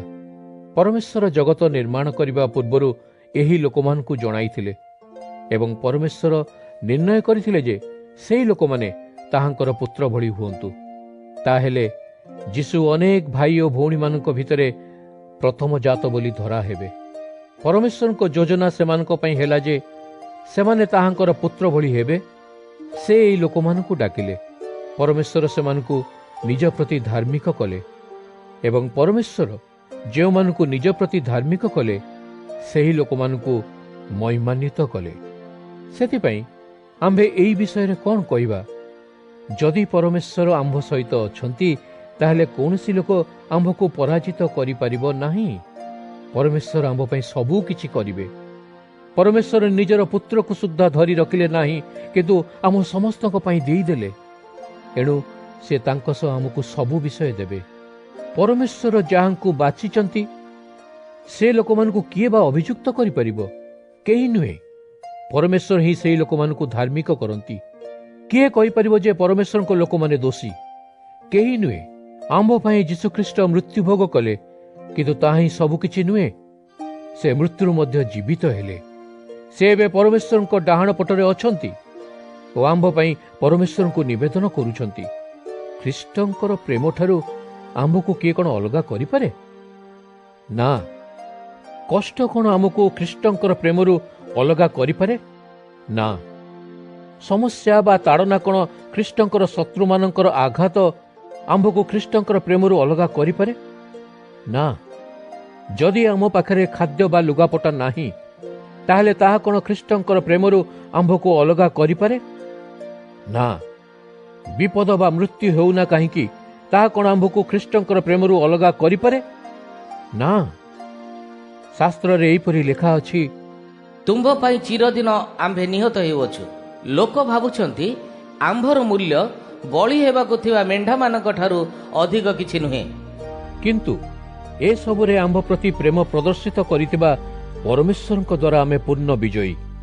ହଁ, ମୁଁ ଜାଣେ ଯେକୌଣସି ବିଷୟ ଆମ୍ଭକୁ ପରମେଶ୍ୱରଙ୍କ ପ୍ରେମରୁ ବଞ୍ଚିତ କରିପାରିବ ନାହିଁ। ମୃତ୍ୟୁ ନୁହେଁ, ଜୀବନ ନୁହେଁ, ସ୍ୱର୍ଗଦୂତମାନେ ନୁହନ୍ତି, ଆତ୍ମିକ ଶକ୍ତିଗୁଡ଼ିକ ନୁହନ୍ତି, ଏବେ କିଛି ନୁହେଁ, ଭବିଷ୍ୟତରେ କିଛି ନୁହେଁ, କୌଣସି ଶକ୍ତି ନୁହେଁ, ଉଚ୍ଚରେ କିଛି ନୁହେଁ, ଗଭୀରରେ କିଛି ନୁହେଁ, ସମଗ୍ର ସୃଷ୍ଟ ଜଗତରେ କିଛି ନୁହେଁ। ଖ୍ରୀଷ୍ଟ ଯୀଶୁ ଆମ୍ଭ ପ୍ରଭୁଙ୍କଠାରେ ଥିବା ପରମାତ୍ମାଙ୍କ ପ୍ରେମଠାରୁ ଆମ୍ଭକୁ କେହି ଅଲଗା କରିପାରିବେ ନାହିଁ। ରୋମିଓ 9 ଅଧ୍ୟାୟ। ମୁଁ ଖ୍ରୀଷ୍ଟଙ୍କଠାରେ ଅଛି ଓ ମୁଁ ସତ୍ୟ କହୁଛି, ମୁଁ ମିଛ କହୁନାହିଁ। ପବିତ୍ର ଆତ୍ମା ଦ୍ୱାରା ମୋର ଭାବନା ନିୟନ୍ତ୍ରିତ। ଏହି ଭାବନା ମୋତେ କୁହେ ଯେ ମୁଁ ମିଛ କୁହେ ନାହିଁ। ମୋର ଅଶେଷ ଦୁଃଖ ଅଛି ଓ ମୁଁ ଜିହୁଦୀମାନଙ୍କ ଲାଗି ଅଧିକ ବେଦନାଗ୍ରସ୍ତ ଅଛି। ସେମାନେ ମୋର ଭାଇ ଓ ଭଉଣୀ, ସେମାନେ ଏହି ସଂସାରରେ ମୋର ପରିବାର। ମୁଁ ସେମାନଙ୍କୁ ସାହାଯ୍ୟ କରିପାରେ। ମୁଁ ନିଜେ ଅଭିଶପ୍ତ ହେବା ପାଇଁ ଇଚ୍ଛୁକ ଓ ଖ୍ରୀଷ୍ଟଙ୍କଠାରୁ ପୃଥକ ରହି ଶାପଗ୍ରସ୍ତ ହୋଇପାରେ। ସେମାନେ ଇସ୍ରାଏଲୀୟ ଲୋକ, ସେମାନେ ପରମେଶ୍ୱରଙ୍କର ବଛାଯାଇଥିବା ସନ୍ତାନ। ସେମାନଙ୍କ ପାଖରେ ପରମେଶ୍ୱରଙ୍କର ମହିମା ଅଛି ଓ ସେମାନେ ପରମେଶ୍ୱର ଲୋକମାନଙ୍କ ସହିତ କରିଥିବା ଚୁକ୍ତିର ସହଭାଗୀ। ପରମେଶ୍ୱର ସେମାନଙ୍କୁ ମୂଷାଙ୍କ ବ୍ୟବସ୍ଥା ଓ ଉପାସନାର ସଠିକ୍ ପଦ୍ଧତି ଦେଇଛନ୍ତି। ପରମେଶ୍ୱର ସେମାନଙ୍କୁ ତାହାଙ୍କର ପ୍ରତିଶ୍ରୁତିମାନ ଦେଇଛନ୍ତି। ସେମାନେ ଆମ୍ଭର ପୂର୍ବପୁରୁଷମାନଙ୍କର ବଂଶଧର ଅଟନ୍ତି। ସେମାନେ ସଂସାରରେ ଖ୍ରୀଷ୍ଟଙ୍କର ପରିବାର। ସମସ୍ତ ବିଷୟରେ ଖ୍ରୀଷ୍ଟ ପରମେଶ୍ୱର ଅଟନ୍ତି। ତାହାଙ୍କୁ ସର୍ବଦା ପ୍ରଶଂସା କର। ଆମେନ୍। ମୁଁ ଜିହୁଦୀମାନଙ୍କ ଲାଗି ଦୁଃଖ ପ୍ରକାଶ କରୁଛି। ପରମେଶ୍ୱର ତାହାଙ୍କର ପ୍ରତିଶ୍ରୁତି ରକ୍ଷା କଲେ ନାହିଁ ବୋଲି ନୁହେଁ, କାରଣ ଇସ୍ରାଏଲର କେବଳ ଅଳ୍ପ କିଛି ଲୋକ ହିଁ ପ୍ରକୃତରେ ପରମେଶ୍ୱରଙ୍କର ଲୋକ। ଅବ୍ରାହମଙ୍କ କେବଳ ଅଳ୍ପ କିଛି ସନ୍ତାନ ହିଁ ପ୍ରକୃତରେ ପରମେଶ୍ୱରଙ୍କର ସନ୍ତାନ। ଅବ୍ରାହମକୁ ପରମେଶ୍ୱର କହିଥିଲେ, ଇସାକ ଦ୍ୱାରା ତୁମ୍ଭର ବିଧିସଙ୍ଗତ ବଂଶ ବୃଦ୍ଧି ହେବ। ଏହାର ଅର୍ଥ ଯେ ଅବ୍ରାହମଙ୍କ ବଂଶର ସମସ୍ତେ ପରମେଶ୍ୱରଙ୍କର ପ୍ରକୃତ ସନ୍ତାନ ନୁହନ୍ତି। କେବଳ ଯେଉଁମାନେ ପରମେଶ୍ୱରଙ୍କ ପ୍ରତିଜ୍ଞା ଦ୍ୱାରା ପରମେଶ୍ୱରଙ୍କ ସନ୍ତାନ ହୋଇଥିଲେ, ସେଇମାନେ ଅବ୍ରାହମଙ୍କର ପ୍ରକୃତ ସନ୍ତାନ ହେଲେ। ପରମେଶ୍ୱରଙ୍କ ପ୍ରତିଜ୍ଞା ଏହିପରି ଥିଲା, ଉଚିତ ସମୟ ଉପସ୍ଥିତ ହେଲେ ମୁଁ ଫେରିବି ଓ ସାରା ପୁତ୍ର ଜନ୍ମ କରିବ। କେବଳ ଏତିକି ନୁହେଁ, ଆମ୍ଭର ପୂର୍ବପୁରୁଷ ଇସାକଠାରୁ ରିବିକା 2ଟି ସନ୍ତାନ ଲାଭ କରିଥିଲେ। 2ଟି ପୁତ୍ର ଜନ୍ମ ହେବା ପୂର୍ବରୁ ଓ ସେମାନେ କୌଣସି ଭଲ ବା ମନ୍ଦ କାମ କରିନଥିବା ପୂର୍ବରୁ ପରମେଶ୍ୱର ରିବିକାକୁ କହିଥିଲେ, ବଡ଼ ପୁତ୍ରଟି ସାନଟିର ସେବା କରିବ। ପରମେଶ୍ୱରଙ୍କ ମନୋନୟନ ତାହାଙ୍କ ଯୋଜନା ଉପରେ ଆଧାରିତ ଥିଲା ଓ ଯାହା ସେ ଚାହିଁଥିଲେ ସେହି କାରଣରୁ ହେଲା। ଶାସ୍ତ୍ର କୁହେ, ମୁଁ ଯାକୋବକୁ ଭଲ ପାଇଲି, କିନ୍ତୁ ଏସୋକୁ ନୁହେଁ। ତାହେଲେ ଏ ବିଷୟରେ ଆମେ କ'ଣ କହିବା? କ'ଣ ପରମେଶ୍ୱର ଅନ୍ୟାୟୀ? ନା, ଆମ୍ଭେ ଏପରି କହିପାରିବା ନାହିଁ। ପରମେଶ୍ୱର ମୂଷାଙ୍କୁ କହିଥିଲେ, ଆମ୍ଭେ ଯାହାକୁ ଦୟା କରିବା ପାଇଁ ଇଚ୍ଛା କରିବା, ଆମ୍ଭେ ତାହା ପ୍ରତି ଦୟା ଦେଖାଇବା। ଆମ୍ଭେ ଯାହାକୁ କରୁଣା ଦେଖିବା ପାଇଁ ଇଚ୍ଛା କରିବା, ଆମ୍ଭେ ତାହାକୁ କରୁଣା ଦେଖାଇବା। ଅତଏବ ପରମେଶ୍ୱରଙ୍କ ଦୟା ଉପରେ ଏହା ନିର୍ଭର କରେ, ଜଣେ ଲୋକର ଇଚ୍ଛା ବା ଚେଷ୍ଟା ଉପରେ ନୁହେଁ। ଧର୍ମଶାସ୍ତ୍ରରେ ଯେପରି ପରମେଶ୍ୱର ଫାରୋକୁ କହନ୍ତି, ତୁମ୍ଭକୁ ଆମ୍ଭେ ଏହି ଏକମାତ୍ର ଉଦ୍ଦେଶ୍ୟ ପାଇଁ ରାଜା କରିଛୁ, ଯଦ୍ୱାରା ତୁମ୍ଭ ମାଧ୍ୟମରେ ଆମ୍ଭେ ଆପଣା ଶକ୍ତି ଦେଖାଇ ପାରିବା ଓ ଅତଏବ ଆମ୍ଭ ନାମ ସମଗ୍ର ବିଶ୍ୱରେ ଘୋଷିତ ହେଉ ବୋଲି ଆମ୍ଭର ଇଚ୍ଛା। ଅତଏବ ଯେଉଁମାନଙ୍କୁ ପରମେଶ୍ୱର ଦୟା ଦେଖାଇବାକୁ ଚାହାନ୍ତି, ସେମାନଙ୍କୁ ସେ ଦୟା ଦେଖାନ୍ତି ଓ ଯେଉଁମାନଙ୍କୁ ସେ କଠୋର କରିବାକୁ ଚାହାନ୍ତି, ସେମାନଙ୍କୁ ସେ କଠୋର କରନ୍ତି। ତାହେଲେ ତୁମେ ମୋତେ ପ୍ରଶ୍ନ କରିପାର ଯେ ସେ ଆମ୍ଭର ଦୋଷ କାହିଁକି ଧରନ୍ତି? ତୁମ୍ଭେ କେବଳ ଜଣେ ମଣିଷ। ପରମେଶ୍ୱରଙ୍କୁ ଓଲଟି ପ୍ରଶ୍ନ ପଚାରିବାର ଅଧିକାର ତୁମ୍ଭର ନାହିଁ। ମାଟି କଳସଟି କୁମ୍ଭାରକୁ ପ୍ରଶ୍ନ କରେ ନାହିଁ ଯେ ତୁମ୍ଭେ ମୋତେ ଏପରି ଭାବେ କାହିଁକି ଗଢ଼ିଲ। କୁମ୍ଭାରର ଅଧିକାର ରହିଛି ଯେ ସେ ମାଟି ପିଣ୍ଡୁଳାଟି ନେଇ ବିଶେଷ ପ୍ରୟୋଜନ ନିମନ୍ତେ ଗୋଟିଏ ଓ ସାଧାରଣ ପ୍ରୟୋଜନ ନିମନ୍ତେ ଅନ୍ୟ ପାତ୍ରଟିଏ ତିଆରି କରିବ। ଠିକ୍ ସେହିଭଳି ପରମେଶ୍ୱର ମଧ୍ୟ ନିଜର କ୍ରୋଧ ଓ ଶକ୍ତି ପ୍ରଦର୍ଶନ କରିବା ପାଇଁ ଚାହିଁଥିଲେ। ସେ ଖୁବ୍ ଧୈର୍ଯ୍ୟର ସହିତ ତାହାଙ୍କ କ୍ରୋଧ ଓ ବିନାଶ ପାତ୍ରମାନଙ୍କୁ ସହି ନେଇଥିଲେ। ପରମେଶ୍ୱର ତାହାଙ୍କର ଦୟାପାତ୍ରମାନଙ୍କୁ ନିଜ ମହିମାର ଧନ ଦେଖାଇବା ଲାଗି ଧୈର୍ଯ୍ୟପୂର୍ବକ ଅପେକ୍ଷା କରିଥିଲେ। ସେମାନଙ୍କୁ ତାହାଙ୍କ ମହିମା ଦେବା ପାଇଁ ପ୍ରସ୍ତୁତ କଲେ। ଆମ୍ଭେମାନେ ସେହି ଲୋକ परमेश्वर केवल जिहुदीमानଙ୍କ ଭିତରୁ ନୁହେଁ କିନ୍ତୁ ଅଣଜିହୁଦୀମାନଙ୍କ ଭିତରୁ ମଧ୍ୟ ଆମ୍ଭମାନଙ୍କୁ ଡାକିଲେ। ହୋସେୟ ପୁସ୍ତକରେ ଏହିପରି ଲେଖା ଅଛି, ଯେଉଁ ଲୋକମାନେ ଆମ୍ଭର ନଥିଲେ ସେମାନେ ଆମ୍ଭର ଲୋକ ବୋଲି ଆମ୍ଭେ ଡାକିବା, ଓ ଯେଉଁମାନଙ୍କୁ ଆମ୍ଭେ ପ୍ରେମ କରୁନଥିଲୁ ସେହି ଲୋକମାନଙ୍କୁ ଆମ୍ଭେ ପ୍ରିୟ ବୋଲି ଡାକିବା। ଏବଂ ଯେଉଁ ସ୍ଥାନରେ ପରମେଶ୍ୱର କହିଥିଲେ, ତୁମ୍ଭେମାନେ ଆମ୍ଭ ଲୋକ ନୁହଁ, ସେହି ସ୍ଥାନରେ ସେମାନେ ଜୀବିତ ପରମେଶ୍ୱରଙ୍କ ସନ୍ତାନ ବୋଲାଇବେ।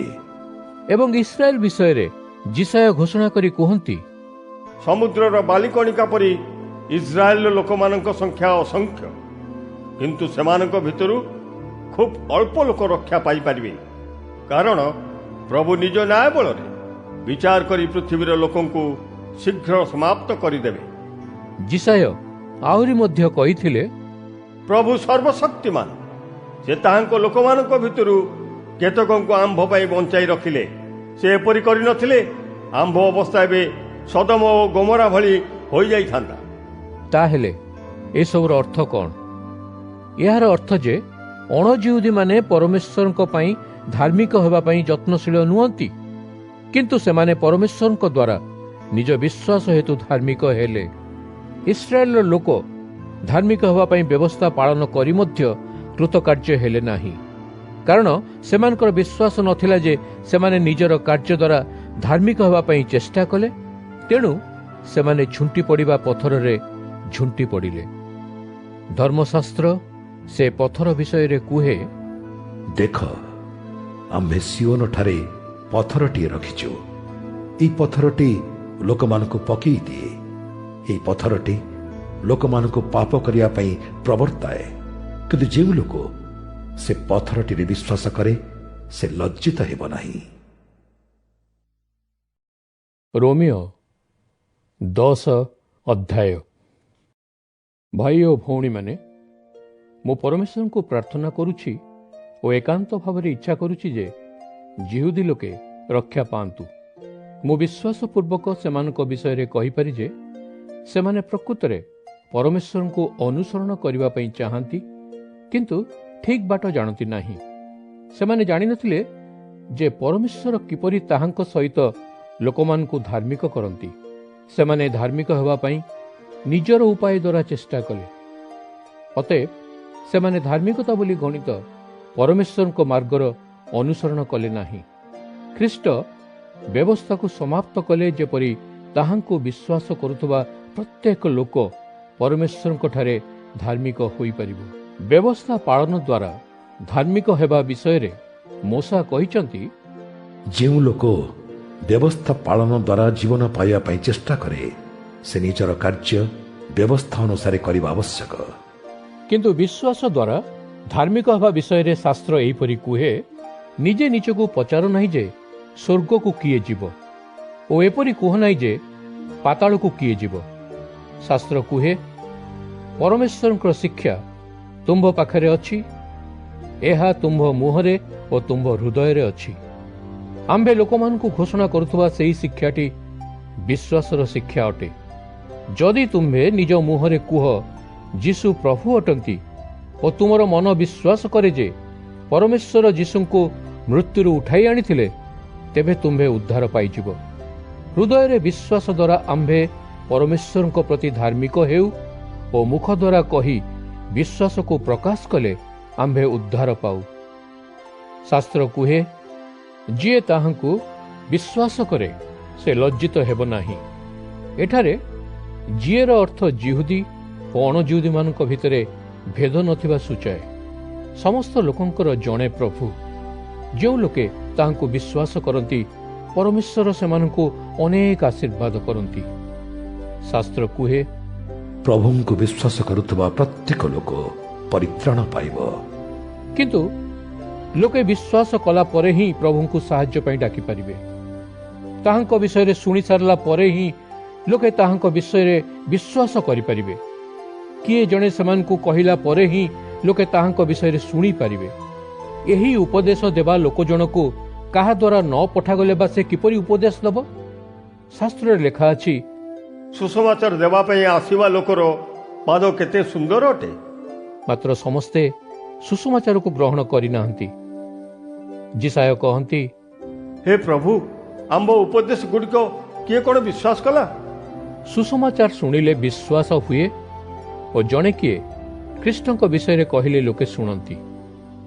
କିନ୍ତୁ ମୁଁ ପଚାରୁଛି, କ'ଣ ଲୋକେ ସୁସମାଚାର ଶୁଣି ନାହାନ୍ତି? ହଁ, ସେମାନେ ଶୁଣିଛନ୍ତି। ଶାସ୍ତ୍ର କୁହେ, ସେମାନଙ୍କର ସ୍ୱର ଜଗତର ସର୍ବତ୍ର ଖେଳିଗଲା, ସେମାନଙ୍କ ବାକ୍ୟ ଜଗତର ପ୍ରାନ୍ତର ଶେଷ ଭାଗ ପର୍ଯ୍ୟନ୍ତ ଖେଳିଗଲା। ପୁନର୍ବାର ମୁଁ ପଚାରୁଛି, କ'ଣ ଇସ୍ରାଏଲର ଲୋକେ ବୁଝିପାରିନଥିଲେ? ହଁ, ସେମାନେ ବୁଝିଥିଲେ। ପ୍ରଥମେ ମୂଷା କହିଛନ୍ତି, ଜାତୀୟ ଚରିତ୍ର ନଥିବା ଲୋକଙ୍କ ଦ୍ୱାରା ମୁଁ ତୁମ୍ଭ ଭିତରେ ଈର୍ଷା ଜାତ କରାଇବି, ନିର୍ବୋଧ ଲୋକଙ୍କ ଦ୍ୱାରା ମୁଁ ତୁମ୍ଭ ଭିତରେ କ୍ରୋଧ ଜାତ କରାଇବି। ଏହାପରେ ଯିଶାୟ ନିର୍ଭୟ ହୋଇ କହନ୍ତି, ଯେଉଁ ଲୋକମାନେ ମୋତେ ଖୋଜୁନଥିଲେ ସେମାନେ ପାଇଲେ, ଯେଉଁମାନେ ଖୋଜି ନାହାନ୍ତି ସେମାନଙ୍କ ପାଇଁ ମୁଁ ନିଜକୁ ପ୍ରକାଶ କଲି। କିନ୍ତୁ ଇସ୍ରାଏଲ ଲୋକଙ୍କ ବିଷୟରେ ପରମେଶ୍ୱର ଏହା କହନ୍ତି, ଆମ୍ଭେ ଏଇ ଲୋକଙ୍କ ପାଇଁ ଦିନସାରା ଅପେକ୍ଷା କରିଥିଲେ ମଧ୍ୟ ସେମାନେ ଆମ୍ଭଙ୍କୁ ମାନିଲେ ନାହିଁ ଓ ଅନୁସରଣ କଲେ ନାହିଁ। ରୋମିଓ 11 ଅଧ୍ୟାୟ। ତାହେଲେ ମୁଁ ପ୍ରଶ୍ନ କରୁଛି, କ'ଣ ପରମେଶ୍ୱର ନିଜ ଲୋକମାନଙ୍କୁ ପରିତ୍ୟାଗ କରନ୍ତି କି? ନା, ମୁଁ ଜଣେ ଇସ୍ରାଏଲୀୟ ଲୋକ। ମୁଁ ଅବ୍ରାହମଙ୍କ ପରିବାରର ଅଟେ, ବିନ୍ୟାମିନଙ୍କ ଗୋଷ୍ଠୀରେ ଜାତ। ସେମାନେ ଜନ୍ମ ହେବା ପୂର୍ବରୁ ପରମେଶ୍ୱର ଇସ୍ରାଏଲମାନଙ୍କୁ ବାଛିଥିଲେ। ପରମେଶ୍ୱର ସେମାନଙ୍କୁ ତ୍ୟାଗ କରିନାହାନ୍ତି। ଏଲିୟ ଯେତେବେଳେ ପରମେଶ୍ୱରଙ୍କଠାରେ ଇସ୍ରାଏଲ ଲୋକମାନଙ୍କ ବିରୁଦ୍ଧରେ ପ୍ରାର୍ଥନା କରୁଥିଲେ, ତାହାଙ୍କ ବିଷୟରେ ଶାସ୍ତ୍ର ଯାହା କୁହେ ତୁମେ ଜାଣିଛ। ଏଲିୟ କହିଥିଲେ, ପ୍ରଭୁ, ଲୋକେ ତୁମ୍ଭର ଭବିଷ୍ୟତ ବକ୍ତାଗଣକୁ ବଧ କରିଛନ୍ତି ଓ ତୁମ୍ଭର ଯଜ୍ଞବେଦୀ ସବୁ ଭାଙ୍ଗିଛନ୍ତି। କେବଳ ମୁଁ ଜଣେ ଭବିଷ୍ୟତ ବକ୍ତା ବଞ୍ଚିଛି। ସେମାନେ ମୋତେ ମଧ୍ୟ ମାରିଦେବା ପାଇଁ ଚେଷ୍ଟା କରୁଛନ୍ତି। କିନ୍ତୁ ତାହାଙ୍କୁ ପରମେଶ୍ୱରଙ୍କର ଉତ୍ତର କ'ଣ ଥିଲା? ବାଲ୍ ଆଗରେ ଆଣ୍ଠୁ ମାଡ଼ି ନଥିବା 7,000 ଲୋକଙ୍କୁ ଏବେ ମଧ୍ୟ ମୁଁ ନିଜ ପାଇଁ ରଖିଛି। ପରମେଶ୍ୱରଙ୍କ ଅନୁଗ୍ରହ ଦ୍ୱାରା ବଛାଯାଇଥିବା ଏବେ ମଧ୍ୟ କେତେକ ଲୋକ ଅଛନ୍ତି। ଯଦି ପରମେଶ୍ୱର ଅନୁଗ୍ରହ ହେତୁ ସେମାନଙ୍କୁ ମନୋନୀତ କରିଛନ୍ତି, ତାହେଲେ ଲୋକମାନେ ନିଜେ କରିଥିବା କାର୍ଯ୍ୟ ହେତୁ ପରମେଶ୍ୱରଙ୍କ ଲୋକ ହୋଇନାହାନ୍ତି। ଯଦି କାର୍ଯ୍ୟ ଦ୍ୱାରା ତାହା ହୋଇଥାନ୍ତା, ତେବେ ଅନୁଗ୍ରହର କ'ଣ ବା ଅର୍ଥ ହେବ? ତାହେଲେ କ'ଣ ହେଲା? ଇସ୍ରାଏଲର ଲୋକେ ଯାହା ପାଇଁ ପରମେଶ୍ୱରଙ୍କଠାରେ ଧାର୍ମିକ ହେବା ଚେଷ୍ଟା କରିଥିଲେ, କିନ୍ତୁ ସଫଳ ହେଲେ ନାହିଁ। କିନ୍ତୁ ପରମେଶ୍ୱରଙ୍କ ଦ୍ୱାରା ବଛାଯାଇଥିବା ଲୋକେ ଧାର୍ମିକ ହେଲେ। ଅନ୍ୟ ସମସ୍ତେ ଜଡ଼ ହୋଇ ପରମେଶ୍ୱରଙ୍କ କଥା ଶୁଣିବା ପାଇଁ ମନା କଲେ। ଶାସ୍ତ୍ରରେ ଯେପରି ଲେଖା ଅଛି, ପରମେଶ୍ୱର ଲୋକମାନଙ୍କୁ ଜଡ଼ତାର ଆତ୍ମା ଦେଲେ, ସେମାନେ ସତ୍ୟକୁ ଦେଖି ନ ପାରନ୍ତି। ସେଥିପାଇଁ ପରମେଶ୍ୱର ସେମାନଙ୍କର ଆଖି ବନ୍ଦ କରିଦେଲେ। ସେମାନେ ସତ୍ୟକୁ ଶୁଣି ନ ପାରନ୍ତୁ, ସେଥିପାଇଁ ପରମେଶ୍ୱର ସେମାନଙ୍କର କାନ ବନ୍ଦ କରିଦେଲେ। ଏହି ଦଶା ଏବେ ସୁଦ୍ଧା ଲାଗି ରହିଛି। ଦାଉଦ କୁହନ୍ତି, ସେ ଲୋକମାନେ ନିଜର ଭୋଜନରେ ଛନ୍ଦି ଓ ବାନ୍ଧି ହୋଇଯାଆନ୍ତୁ। ତାହାଙ୍କର ପତନ ହେଉ ଓ ସେମାନଙ୍କୁ ଦଣ୍ଡ ମିଳୁ। ସେମାନଙ୍କର ଆଖି ସତ୍ୟକୁ ଦେଖି ନ ପାରିବା ପାଇଁ ବନ୍ଦ ହୋଇଯାଉ। ସର୍ବଦା ପାଇଁ ସେମାନଙ୍କର ଅଣ୍ଟା ନଈ ପଡ଼ୁ। ତାହେଲେ ମୁଁ କହୁଛି, ଯିହୁଦୀମାନଙ୍କର ପତନ ସେମାନଙ୍କୁ ନଷ୍ଟ କରିଥିଲା କି? ବରଂ ସେମାନଙ୍କର ଭୁଲ ଅଣଯିହୁଦୀମାନଙ୍କ ଲାଗି ମୁକ୍ତି ଆଣିଲା। ଏହାଦ୍ୱାରା ଯିହୁଦୀମାନଙ୍କ ଭିତରେ ଉତ୍ସାହ ଭାବ ଜାଗ୍ରତ ହେଲା। ଯିହୁଦୀମାନଙ୍କର ତ୍ରୁଟି ଏହି ସଂସାର ପାଇଁ ଆଶୀର୍ବାଦର ଧନ ସ୍ୱରୂପ ହେଲା। ସେମାନେ ଯାହା ହରାଇଲେ, ତାହା ଅଣଯିହୁଦୀମାନଙ୍କ ପାଇଁ ଆଶୀର୍ବାଦର ଧନ ଆଣିଦେଲା। ତେଣୁ ପରମେଶ୍ୱର ଯାହା ଚାହୁଁଛନ୍ତି, ସେହି ଅନୁସାରେ ପୂର୍ଣ୍ଣ ସଂଖ୍ୟକ ଯିହୁଦୀମାନେ ଯେତେବେଳେ ଚାଲିବେ, ସେତେବେଳେ ସଂସାର ନିଶ୍ଚିତ ରୂପେ ଅଧିକ ମାତ୍ରାରେ ଆଶୀର୍ବାଦର ଧନ ପ୍ରାପ୍ତ କରିବ। ଏବେ ମୁଁ ଅଣଯିହୁଦୀମାନଙ୍କ ପାଇଁ କହୁଛି, କାରଣ ମୁଁ ବିଶେଷ ଭାବରେ ଅଣଯିହୁଦୀମାନଙ୍କ ନିକଟକୁ ପ୍ରେରିତ ହୋଇଛି। ମୁଁ ପୂର୍ଣ୍ଣ ମନ ପ୍ରାଣରେ ଏହି କାମ କରିବି। ମୁଁ ଆଶା କରେ ଯେ ନିଜ ଲୋକମାନଙ୍କ ଭିତରେ ଉଦ୍ଯୋଗ ଆଣି ତାହାଙ୍କ ଭିତରୁ କେତେକ ଲୋକଙ୍କୁ ଉଦ୍ଧାର କରିପାରିବି। ଯିହୁଦୀମାନଙ୍କୁ ପରମେଶ୍ୱର ଅସ୍ୱୀକାର କରିଦେଲା ପରେ ସେ ଜଗତର ଲୋକମାନଙ୍କ ସହିତ ମୈତ୍ରୀ କଲେ। ଅତଏବ ଯିହୁଦୀମାନଙ୍କୁ ପୁନଃ ଗ୍ରହଣ କରିବା ଅର୍ଥ ଜଗତର ଅନ୍ୟ ଲୋକମାନଙ୍କ ପାଇଁ ମୃତ୍ୟୁରୁ ପୁନର୍ଜୀବନ ଆଣିବା। ଆମ୍ଭ ଭୋଜନର ପ୍ରଥମ ଭାଗଟି ଯଦି ପରମେଶ୍ୱରଙ୍କୁ ସମର୍ପଣ କରାଯାଏ, ତାହେଲେ ସମସ୍ତ ଭୋଜନ ପବିତ୍ର ହୁଏ। ଯଦି କୌଣସି ଗଛର ଚେର ପବିତ୍ର, ତାହେଲେ ସେହି ଗଛର ସମସ୍ତ ଡାଳ ମଧ୍ୟ ପବିତ୍ର। ଧରିନିଅ ଗୋଟିଏ ଜିତବୃକ୍ଷର ଶାଖାଗୁଡ଼ିକ ଭାଙ୍ଗି ଯାଇଛି। ଗୋଟିଏ ଅନ୍ୟ ଜଙ୍ଗଲୀ ଜିତ ଗଛର ଶାଖାଗୁଡ଼ିକୁ ଆଣି ପ୍ରଥମ ଗଛ ସହିତ ସଂଯୁକ୍ତ କରାହେଲା। ତୁମ୍ଭେ ଅଣଜିହୁଦୀମାନେ ସେହି ଜଙ୍ଗଲୀ ଜିତ ଗଛ ଭଳି, ତୁମେମାନେ ସେହି ପ୍ରଥମ ଗଛମାନଙ୍କ ଠାରୁ ଶକ୍ତି ଓ ଜୀବନ ପ୍ରାପ୍ତ କରୁଛ। ସେଥିପାଇଁ ପ୍ରଥମ ଗଛର ସେ ଭଙ୍ଗା ଡାଳଗୁଡ଼ିକ ନିମନ୍ତେ ତୁମ୍ଭମାନଙ୍କର ଗର୍ବ କରିବାର କୌଣସି କାରଣ ନାହିଁ, କାରଣ ତୁମ୍ଭେମାନେ ପ୍ରଥମ ଗଛର ଚେରକୁ ଜୀବନ ପ୍ରଦାନ କରୁନାହଁ, ବରଂ ସେହି ଚେର ତୁମ୍ଭମାନଙ୍କୁ ଜୀବନ ପ୍ରଦାନ କରୁଛି। ତୁମେମାନେ କହିପାର, ସେ ଗଛର ଡାଳଗୁଡ଼ିକ ଭାଙ୍ଗି ପଡ଼ିବାରୁ ମୁଁ ତା ସହିତ ସଂଯୁକ୍ତ ହେଲି। ଏହା ସତ୍ୟ, କିନ୍ତୁ ସେ ଡାଳଗୁଡ଼ିକ ଭାଙ୍ଗି ପଡ଼ିବାର କାରଣ ହେଉଛି ସେମାନଙ୍କର ଅବିଶ୍ୱାସ। କିନ୍ତୁ ତୁମ୍ଭେମାନେ ତୁମ୍ଭମାନଙ୍କ ବିଶ୍ୱାସ ହେତୁ ସେହି ଗଛର ଅଂଶୀ ହୋଇପାରିଛ। ଅତଏବ ଗର୍ବ କରିବା ପରିବର୍ତ୍ତେ ଭୟ କରିବା ଦରକାର। ବିଶ୍ୱାସ ନ କରିବା ହେତୁ ଯଦି ପରମେଶ୍ୱର ପ୍ରଥମ ଗଛର ଶାଖାଗୁଡ଼ିକୁ ଭାଙ୍ଗିଦେଲେ, ତାହେଲେ ତୁମ୍ଭମାନେ ମଧ୍ୟ ବିଶ୍ୱାସ ନ ରଖିପାରିଲେ ପରମେଶ୍ୱର ତୁମ୍ଭମାନଙ୍କୁ ବିଚ୍ଛିନ୍ନ କରିଦେବେ। ଅତଏବ ବୁଝିବା ଦରକାର ଯେ ପରମେଶ୍ୱର ଅତି ଦୟାଳୁ, କିନ୍ତୁ ସେ ଅତି କଠୋର ମଧ୍ୟ ହୋଇପାରିବେ। ପରମେଶ୍ୱର ତାହାଙ୍କୁ ଅନୁସରଣ ନ କରୁଥିବା ଲୋକମାନଙ୍କୁ ଦଣ୍ଡ ଦିଅନ୍ତି, କିନ୍ତୁ ତୁମ୍ଭେମାନେ ତାହାଙ୍କ ଅନୁଗ୍ରହରେ ରହିଲେ ସେ ତୁମ୍ଭମାନଙ୍କ ପ୍ରତି ଦୟାଳୁ ହୁଅନ୍ତି। ଅନ୍ୟ ପକ୍ଷରେ ଯଦି ତୁମ୍ଭେମାନେ ତାହାଙ୍କୁ ଅନୁସରଣ ନ କର, ତାହେଲେ ତୁମ୍ଭେମାନେ ମଧ୍ୟ କଟାଯାଇ ଫିଙ୍ଗି ଦିଆଯିବ। ଜିହୁଦୀମାନେ ଯଦି ପୁନଃ ପରମେଶ୍ୱରଙ୍କୁ ବିଶ୍ୱାସ କରନ୍ତି, ତାହେଲେ ସେ ଜିହୁଦୀମାନଙ୍କୁ ପୁନଃ ଗ୍ରହଣ କରିନେବେ। ସେମାନଙ୍କୁ ନିଜ ପୂର୍ବସ୍ଥାନ ଦେବା ପାଇଁ ପରମେଶ୍ୱର ସମର୍ଥ ହେବେ। ତୁମ୍ଭେମାନେ ଜଙ୍ଗଲୀ ଜିତଗଛର କଟାଯାଇଥିବା ଶାଖା। ତୁମେମାନେ ଭଲ ଜିତଗଛ ସହିତ ସଂଯୁକ୍ତ ହୋଇଛ, କିନ୍ତୁ ଏହା ସ୍ୱାଭାବିକ। ଅତଏବ ସେହି ଜିହୁଦୀମାନେ ପ୍ରକୃତରେ ନିଜର ବୃକ୍ଷ ସହିତ ପୁନର୍ବାର ସଂଯୁକ୍ତ ହୋଇପାରିବେ। ଭାଇ ଓ ଭଉଣୀମାନେ, ଏହି ନିଗୁଢ଼ ସତ୍ୟ ବିଷୟରେ ତୁମେମାନେ ଯେପରି ଅଜଣା ରହିଯାଅ, ଏକଥା ମୁଁ ଚାହେଁ ନାହିଁ।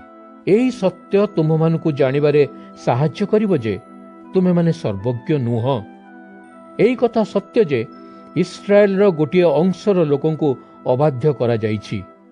ଯେତେବେଳେ ପୂର୍ଣ୍ଣ ସଂଖ୍ୟକ ଅଣଜିହୁଦୀ ପରମେଶ୍ୱରଙ୍କ ନିଜ ଲୋକ ହୋଇଯିବେ, ତାହେଲେ ଏହି ସ୍ଥିତିରେ ପରିବର୍ତ୍ତନ ଘଟିବ। ଏହିଭଳି ସମଗ୍ର ଇସ୍ରାଏଲ ଉଦ୍ଧାର ପାଇବ। ଶାସ୍ତ୍ରରେ ଲେଖା ଅଛି, ସିଓନ ଠାରୁ ଉଦ୍ଧାରକର୍ତ୍ତା ଆସିବେ। ସେ ଯାକୁବ ପରିବାରର ସମସ୍ତ ଅଧର୍ମଗୁଡ଼ିକୁ ଦୂର କରିବେ ଓ ଆମ୍ଭେ ସେହି ଲୋକମାନଙ୍କର ପାପଗୁଡ଼ିକୁ ହରଣ କଲା ପରେ ଏହି ଚୁକ୍ତି କରିବା। ଜିହୁଦୀମାନେ ସୁସମାଚାର ଗ୍ରହଣ କରୁନଥିବାରୁ ପରମେଶ୍ୱରଙ୍କ ଶତ୍ରୁ। ଏହା ତୁମ୍ଭ ଅଣଜିହୁଦୀମାନଙ୍କୁ ସାହାଯ୍ୟ କରିଛି।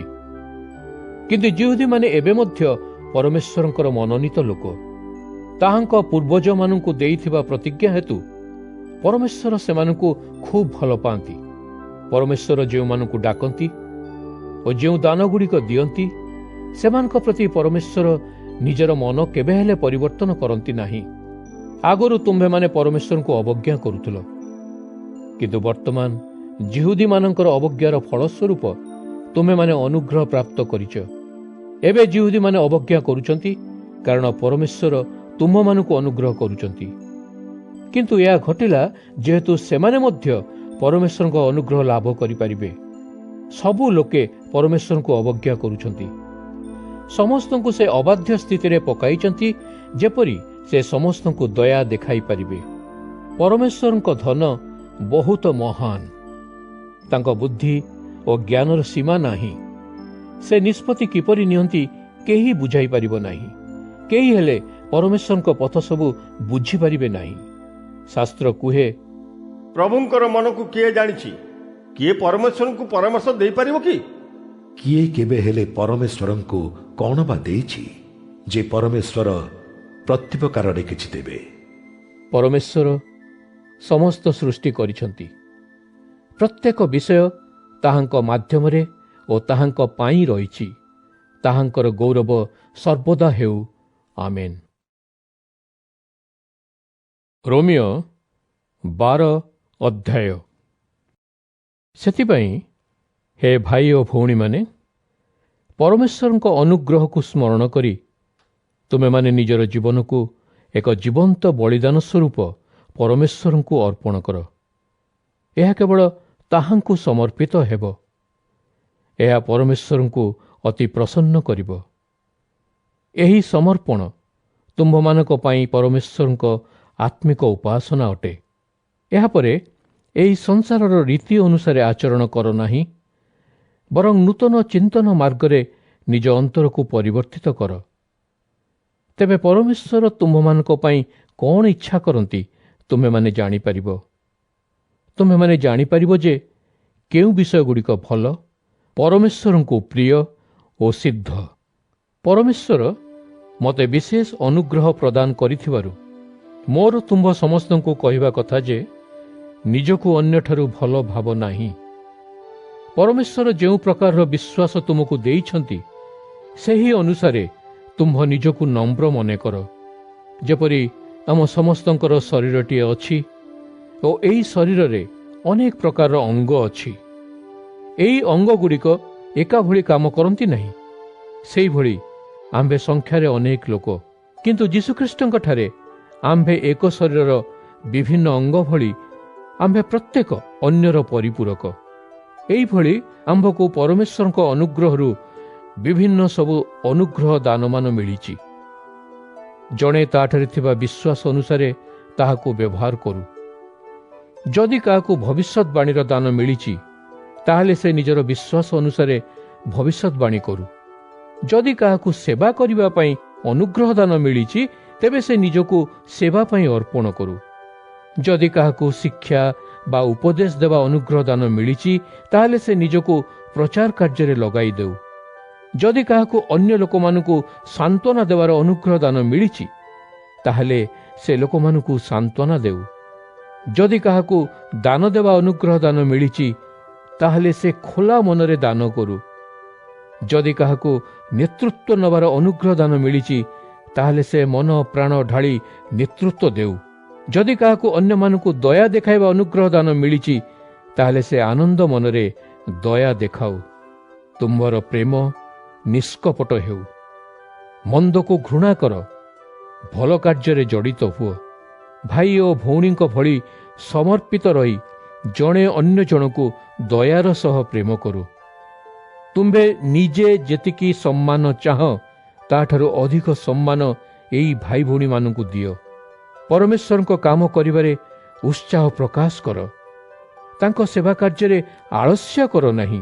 ପରମେଶ୍ୱରଙ୍କୁ ସେବା କଲାବେଳେ ଆତ୍ମିକ ଭାବରେ ଉଦ୍ଯୋଗୀ ହୁଅ। ଭରସା ଥିବାରୁ ପ୍ରସନ୍ନ ରୁହ। ଅସୁବିଧାର ସମ୍ମୁଖୀନ ହେବାବେଳେ ତୁମ୍ଭେ ଧୈର୍ଯ୍ୟ ଧର। ନିରନ୍ତର ପ୍ରାର୍ଥନା କର। ପରମେଶ୍ୱରଙ୍କ ନିଜ ଲୋକମାନଙ୍କର କାମରେ ସାହାଯ୍ୟ କର। ଯେଉଁମାନଙ୍କୁ ସାହାଯ୍ୟ ଦରକାର, ସେମାନଙ୍କ ପ୍ରତି ଦୃଷ୍ଟି ରଖ। ନିଜ ଘରକୁ ସେମାନଙ୍କୁ ଅତିଥି ଭାବରେ ସ୍ୱାଗତ କର। ଯେଉଁମାନେ ତୁମ୍ଭମାନଙ୍କ ପ୍ରତି ମନ୍ଦ ଆଚରଣ କରୁଛନ୍ତି, ସେମାନଙ୍କ ପ୍ରତି ତୁମ୍ଭେ ଭଲ ଆଚରଣ କର। ସେମାନଙ୍କୁ ଅଭିଶାପ ଦିଅ ନାହିଁ, ବରଂ ସେମାନଙ୍କୁ ଭଲ କଥା କୁହ। ଯେତେବେଳେ ଅନ୍ୟମାନେ ପ୍ରସନ୍ନ, ତୁମେମାନେ ସେମାନଙ୍କ ସହିତ ପ୍ରସନ୍ନ ହୁଅ। ଅନ୍ୟମାନେ ଦୁଃଖିତ ଥିଲାବେଳେ ତୁମେମାନେ ତାହାଙ୍କ ସହିତ ଦୁଃଖିତ ହୁଅ। ନିଜ ଭିତରେ ମିଳିମିଶି ଶାନ୍ତିରେ ରୁହ। ଗର୍ବ କର ନାହିଁ। ଯେଉଁମାନେ ଅନ୍ୟମାନଙ୍କ ଦୃଷ୍ଟିରେ ମହତ୍ତ୍ୱପୂର୍ଣ୍ଣ ନୁହନ୍ତି, ସେମାନଙ୍କ ସହିତ ସାଙ୍ଗ ହେବା ପାଇଁ ଇଚ୍ଛୁକ ହୁଅ। ନିଜକୁ ବୁଦ୍ଧିମାନ ବୋଲି ଭାବ ନାହିଁ। ମନ୍ଦ ପ୍ରତିବଦଳରେ କାହାରି ପ୍ରତି ମନ୍ଦ କର ନାହିଁ। ଯାହାକୁ ସବୁ ଲୋକ ଭଲ ବୋଲି ଚିନ୍ତା କରନ୍ତି, ସେହିଭଳି କାମ କରିବା ତୁମର ଲକ୍ଷ୍ୟ ହେଉ। ଲୋକଙ୍କ ସହିତ ଶାନ୍ତିରେ ରହିବା ପାଇଁ ଯଥାସାଧ୍ୟ ଚେଷ୍ଟା କର। ତୁମମାନଙ୍କ ପ୍ରତି ଭୁଲ କରିଥିବା ଲୋକକୁ ନିଜ ତରଫରୁ ଦଣ୍ଡ ଦିଅ ନାହିଁ। ତାହାକୁ ପରମେଶ୍ୱରଙ୍କ କ୍ରୋଧ ଦ୍ୱାରା ଦଣ୍ଡିତ ହେବା ଲାଗି ଅପେକ୍ଷା କର। ଶାସ୍ତ୍ରରେ ଲେଖା ଅଛି, ପରମେଶ୍ୱର କହିଛନ୍ତି, ଦଣ୍ଡ ଦେବା ମୋର କାମ, ମୁଁ ଲୋକମାନଙ୍କୁ ପ୍ରତିଦାନ ଦେବି। କିନ୍ତୁ ତୁମେମାନେ ଏପରି କରିବା ଉଚିତ। ଯଦି ତୁମର ଶତ୍ରୁ ଭୋକରେ ଅଛି, ତାହାକୁ ଖାଇବାକୁ ଦିଅ। ଯଦି ତୁମ୍ଭର ଶତ୍ରୁ ତୃଷିତ ଅଛି, ତାହାକୁ ପିଇବାକୁ ଦିଅ। ଏପରି କଲେ ତୁମ୍ଭେ ତାହାକୁ ଲଜ୍ଜିତ କରିପାରିବ। ମନ୍ଦ ଦ୍ୱାରା ହାରିଯାଅ ନାହିଁ, ତୁମ୍ଭେ ଭଲ କାମ କରି ମନ୍ଦକୁ ହରାଇବାକୁ ଚେଷ୍ଟା କର। ରୋମିଓ 13 ଅଧ୍ୟାୟ। ପ୍ରତ୍ୟେକ ଲୋକର ସରକାରୀ ଶାସକମାନଙ୍କ ଅଧୀନତା ସ୍ୱୀକାର କରିବା ଉଚିତ, କାରଣ ସେମାନଙ୍କ ଏହି କ୍ଷମତା ପରମେଶ୍ୱରଙ୍କ ଦ୍ୱାରା ଦିଆଯାଇଛି ଏବଂ ବର୍ତ୍ତମାନ ଯେଉଁମାନେ ଅଧିକାରୀ, ପରମେଶ୍ୱରଙ୍କ ଦ୍ୱାରା ସେମାନଙ୍କୁ ଏହି କ୍ଷମତା ପ୍ରଦାନ କରାଯାଇଛି। ଅତଏବ ଅଧିକାର ବିରୋଧ କରୁଥିବା ଲୋକମାନେ ପ୍ରକୃତରେ ପରମେଶ୍ୱରଙ୍କ ଆଜ୍ଞାର ବିରୋଧୀ। ଏପରି ବିରୋଧ କରୁଥିବା ଲୋକ ନିଜ ପାଇଁ ଦଣ୍ଡ ପାଇବା ବ୍ୟବସ୍ଥା କରିଥାଏ। ଯେଉଁମାନେ ଠିକ୍ କାମ କରନ୍ତି, ଶାସକଙ୍କୁ ଭୟ କରିବାର କୌଣସି କାରଣ ସେମାନଙ୍କଠାରେ ନାହିଁ, କିନ୍ତୁ ଯେଉଁମାନେ ମନ୍ଦ ବା ଭୁଲ କାମ କରନ୍ତି ସେମାନେ ଭୟ କରିବାକୁ ବାଧ୍ୟ। ଶାସକମାନଙ୍କ ଭୟରୁ ମୁକ୍ତି ପାଇବା ପାଇଁ ଏକମାତ୍ର ଉପାୟ ହେଉଛି ଭଲ କାମ କରିବା। ଭଲ କାମ କଲେ ଶାସକମାନେ ତୁମର ପ୍ରଶଂସା କରିବେ। ତୁମକୁ ସାହାଯ୍ୟ କରିବା ପାଇଁ ଶାସକ ହେଉଛନ୍ତି ପରମେଶ୍ୱରଙ୍କ ସେବକ, କିନ୍ତୁ ତୁମ୍ଭେ ଭୁଲ କଲେ ଭୟ କରିବ। ଶାସକର ଦଣ୍ଡ ଦେବା କ୍ଷମତା ଅଛି। ସେ ସେହି କ୍ଷମତାର ପ୍ରୟୋଗ କରି ମନ୍ଦ କାମ କରୁଥିବା ଲୋକକୁ ଦଣ୍ଡ ଦେବେ। ସେଥିପାଇଁ ଶାସକଙ୍କ ଆଜ୍ଞା ପାଳନ କରିବାକୁ ତୁମ୍ଭେ ବାଧ୍ୟ। ପାଳନ ନ କରିବା କାରଣରୁ ଯେ ଦଣ୍ଡିତ ହେବ, ସେଥିପାଇଁ ଆଜ୍ଞା ପାଳନ କର ନାହିଁ। ଅଧିକନ୍ତୁ ଶାସନକୁ ମାନିବା ଠିକ୍ କାମ ବୋଲି ଜାଣିଥିବାରୁ ତୁମ୍ଭେ ଏପରି କରିବା ଉଚିତ। ଏହି ଦୃଷ୍ଟିରୁ ତୁମେମାନେ ସରକାରକୁ କର ମଧ୍ୟ ଦିଅ। ସେମାନେ ପରମେଶ୍ୱରଙ୍କ ସେବାରେ ରହିଛନ୍ତି ଏବଂ ସେହି କାର୍ଯ୍ୟ କରିବା ପାଇଁ ନିଜର ସମ୍ପୂର୍ଣ୍ଣ ସମୟ ଦେଉଛନ୍ତି। ସମାଜରେ ଯାହାଙ୍କର ଯାହା ପ୍ରାପ୍ୟ ତାହାକୁ ତାହା ଦିଅ।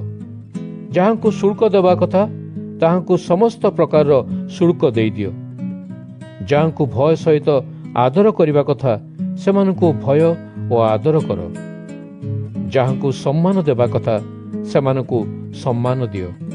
କାହାର ଋଣୀ ହୁଅ ନାହିଁ, କିନ୍ତୁ ପରସ୍ପର ପ୍ରତି ପ୍ରେମର ଋଣରେ ଋଣୀ ହୁଅ। ଯେଉଁ ଲୋକ ପ୍ରତିବାସୀକୁ ପ୍ରେମ କରେ ସେ ସମ୍ପୂର୍ଣ୍ଣ ବ୍ୟବସ୍ଥା ମାନିଛି।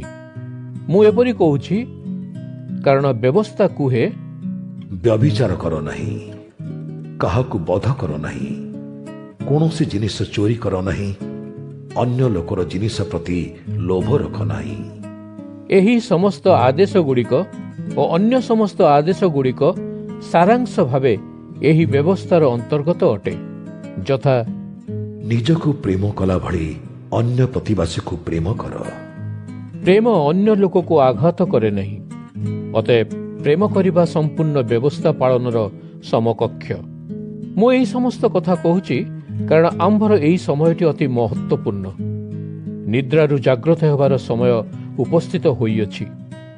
ଆରମ୍ଭ କାଳରେ ବିଶ୍ୱାସ କରିବା ତୁଳନାରେ ଏବେ ଆମ୍ଭେ ଉଦ୍ଧାର ପାଇବା ସମୟର ନିକଟତର ହୋଇଛୁ। ରାତି ପ୍ରାୟ କଟିଗଲାଣି, ଦିନ ପ୍ରାୟ ଏହିଠାରେ। ଅତଏବ ଅନ୍ଧକାରରେ କରୁଥିବା ପାପ କାମ ଆମେ ବନ୍ଦ କରିବା ଉଚିତ।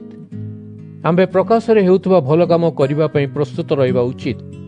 ଆମ୍ଭେ ଉତ୍ତମ ଲୋକଙ୍କ ଭଳି, ଦିବସର ଲୋକଙ୍କ ଭଳି ଠିକ୍ ଭାବରେ ରହିବା ଉଚିତ। ଆମ୍ଭେ ଖର୍ଚ୍ଚାନ୍ତ ରଙ୍ଗରସରେ ମାତିବା ଠିକ୍ ନୁହେଁ।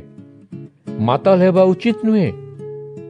ଯୌନଗତ ପାପକର୍ମ ଓ ଅନ୍ୟ ସମସ୍ତ ଭୋଗ ବିଳାସରେ ଲିପ୍ତ ହେବା ଠିକ୍ ନୁହେଁ। ଯୁକ୍ତିତର୍କ କରିବା ଓ ଈର୍ଷାଳୁ ହେବା ଉଚିତ ନୁହେଁ। ନିଜର ପାପପୂର୍ଣ୍ଣ ସ୍ୱାର୍ଥପର ଇଚ୍ଛାକୁ ତୃପ୍ତି କରିବାରେ ଲାଗି ନ ରହି ଆମ୍ଭେ ପ୍ରଭୁ ଯୀଶୁ ଖ୍ରୀଷ୍ଟଙ୍କୁ ପରିଧାନ କରିବା ଉଚିତ। ରୋମିଓ 14 ଅଧ୍ୟାୟ। ଯେଉଁ ଲୋକର ବିଶ୍ୱାସ ଦୁର୍ବଳ, ସେ ଲୋକକୁ ନିଜ ଦଳ ଭିତରେ ଗ୍ରହଣ କରିବା ପାଇଁ ମନା କର ନାହିଁ। ସେହି ଲୋକର ଭିନ୍ନ ମତ ପାଇଁ ତା ସହିତ ଯୁକ୍ତିତର୍କ କର ନାହିଁ। ଜଣେ ଲୋକ କୌଣସି ପ୍ରକାରର ଖାଦ୍ୟ ଖାଇପାରିବ ବୋଲି ବିଶ୍ୱାସ କରିପାରେ, କିନ୍ତୁ ଯଦି ଅନ୍ୟ ଜଣଙ୍କର ବିଶ୍ୱାସ ଦୁର୍ବଳ, ସେ କେବଳ ଶାକାହାରୀ ଭୋଜନ ଖାଏ। ଯେଉଁ ଲୋକ ସମସ୍ତ ପ୍ରକାର ଖାଦ୍ୟ ଖାଇପାରେ, ସେ ଗର୍ବ କରିବା ଉଚିତ ନୁହେଁ ଯେ ସେ ଶାକାହାରୀ ଲୋକଠାରୁ ଅଧିକ ଭଲ। ସେହିପରି ଶାକାହାରୀ ଲୋକ ସ୍ଥିର ନ କରୁ ଯେ ସମସ୍ତ ପ୍ରକାର ଭୋଜନ କରୁଥିବା ଲୋକ ମନ୍ଦ ଅଟେ। ପରମେଶ୍ୱର ତାହାକୁ ଗ୍ରହଣ କରିଛନ୍ତି। ତୁମେ ଅନ୍ୟ ଲୋକର ଚାକରକୁ ବିଚାର କର ନାହିଁ।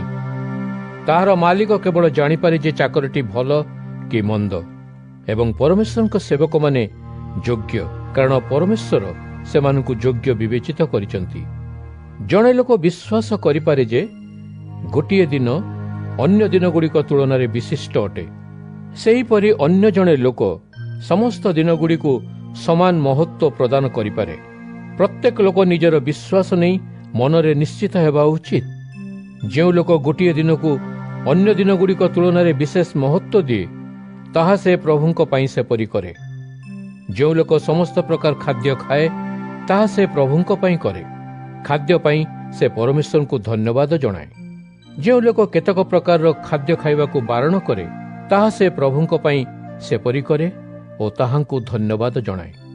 ଆମେ ସମସ୍ତେ ନିଜ ପାଇଁ ନୁହେଁ, କିନ୍ତୁ ପ୍ରଭୁଙ୍କ ପାଇଁ ଜୀବିତ ବା ମୃତ୍ୟୁବରଣ କରୁ।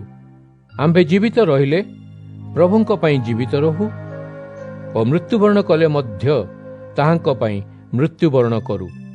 ତାହେଲେ ଜୀବିତ ରହୁ ବା ମୃତ୍ୟୁବରଣ କରୁ, ଆମ୍ଭେ ପରମେଶ୍ୱରଙ୍କ ହିଁ ଅଟୁ।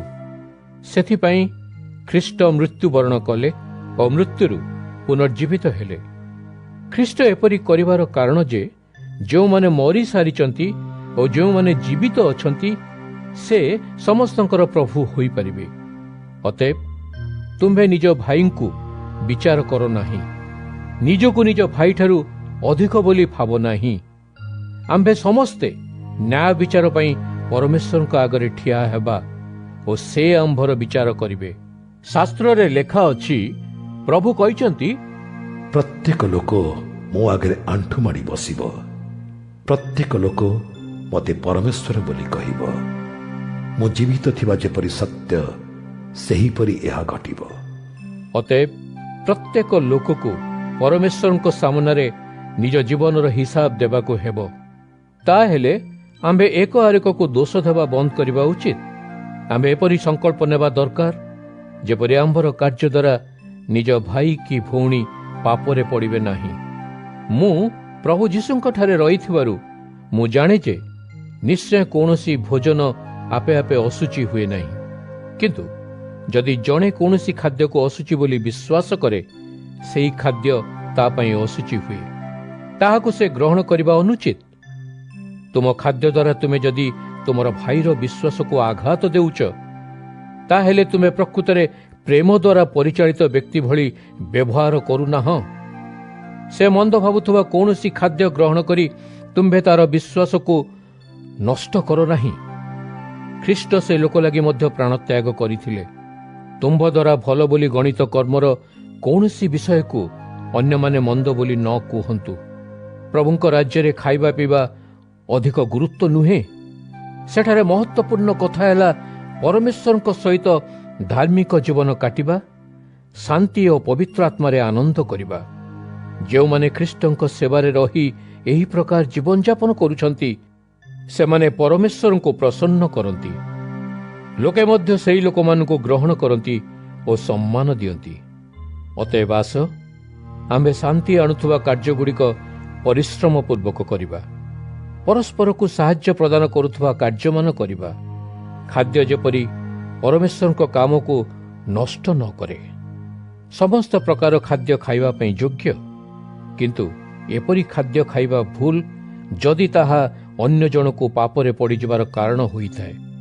ଯଦି ତୁମର ଭାଇ ବା ଭଉଣୀକୁ ତୁମ୍ଭର ଖାଇବା ଓ ପିଇବା ଦ୍ୱାରା ପାପକର୍ମ କରିବାକୁ ବାଧ୍ୟ କରେ, ତାହେଲେ ତୁମ୍ଭେ ମାଂସ ନ ଖାଇବା ଓ ଦ୍ରାକ୍ଷାରସ ନ ପିଇବା ଅଧିକ ଭଲ।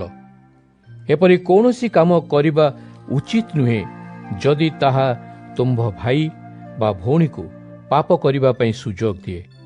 ନିଜର ଏଇଭଳି ବିଶ୍ୱାସଗୁଡ଼ିକୁ ପରମେଶ୍ୱର ଓ ତୁମ୍ଭ ନିଜ ଭିତରେ ଗୋପନୀୟ ଭାବେ ରଖ। ଯେଉଁ ଲୋକ ନିଜେ ବିଶ୍ୱାସ କରୁଥିବା କର୍ମମାନ କଲାବେଳେ ନିଜକୁ ଦୋଷୀ ବୋଲି ଭାବେ ନାହିଁ, ସେହି ଲୋକ ବାସ୍ତବରେ ସୁଖୀ ଓ ଧନ୍ୟ। କିନ୍ତୁ ଯଦି ଜଣେ ସେ ଠିକ୍ କାମ କରୁଛି ବୋଲି ନିଶ୍ଚିତ ଭାବରେ ନ ଜାଣି ଭୋଜନ କରେ, ତାହେଲେ ସେ ନିଜକୁ ଦୋଷୀ କରେ, କାରଣ ସେ ବିଶ୍ୱାସରେ ଭୋଜନ କରେ ନାହିଁ। ଯଦି ଜଣେ ଠିକ୍ ନୁହେଁ ବୋଲି ଜାଣିପାରି ମଧ୍ୟ କୌଣସି କାମ କରେ, ତାହେଲେ ସେ ପାପ କରୁଛି। ରୋମିଓ 15 ଅଧ୍ୟାୟ। ଆମ୍ଭେ ଆମର ବିଶ୍ୱାସ ପାଇଁ ବଳବାନ ଅଟୁ। ଅତଏବ ଦୁର୍ବଳ ଲୋକମାନଙ୍କୁ ଆମ୍ଭେ ସାହାଯ୍ୟ କରିବା ଉଚିତ ଏବଂ ସେମାନଙ୍କର ଦୁର୍ବଳତାରୁ ସେମାନଙ୍କୁ ଉଦ୍ଧାର କରିବା।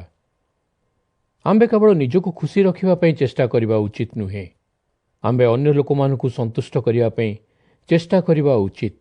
ସେମାନଙ୍କ ବିଶ୍ୱାସକୁ ବଳବାନ କରିବା ଓ ବଢ଼ାଇବା ଦୃଷ୍ଟିରୁ ଆମ୍ଭେ ସେମାନଙ୍କ ପାଇଁ କ'ଣ ଭଲ ତାହା ଭାବିବା ଉଚିତ। ଖ୍ରୀଷ୍ଟ ମଧ୍ୟ ନିଜକୁ ସନ୍ତୁଷ୍ଟ କରିବା ପାଇଁ ଚେଷ୍ଟା କରିନଥିଲେ।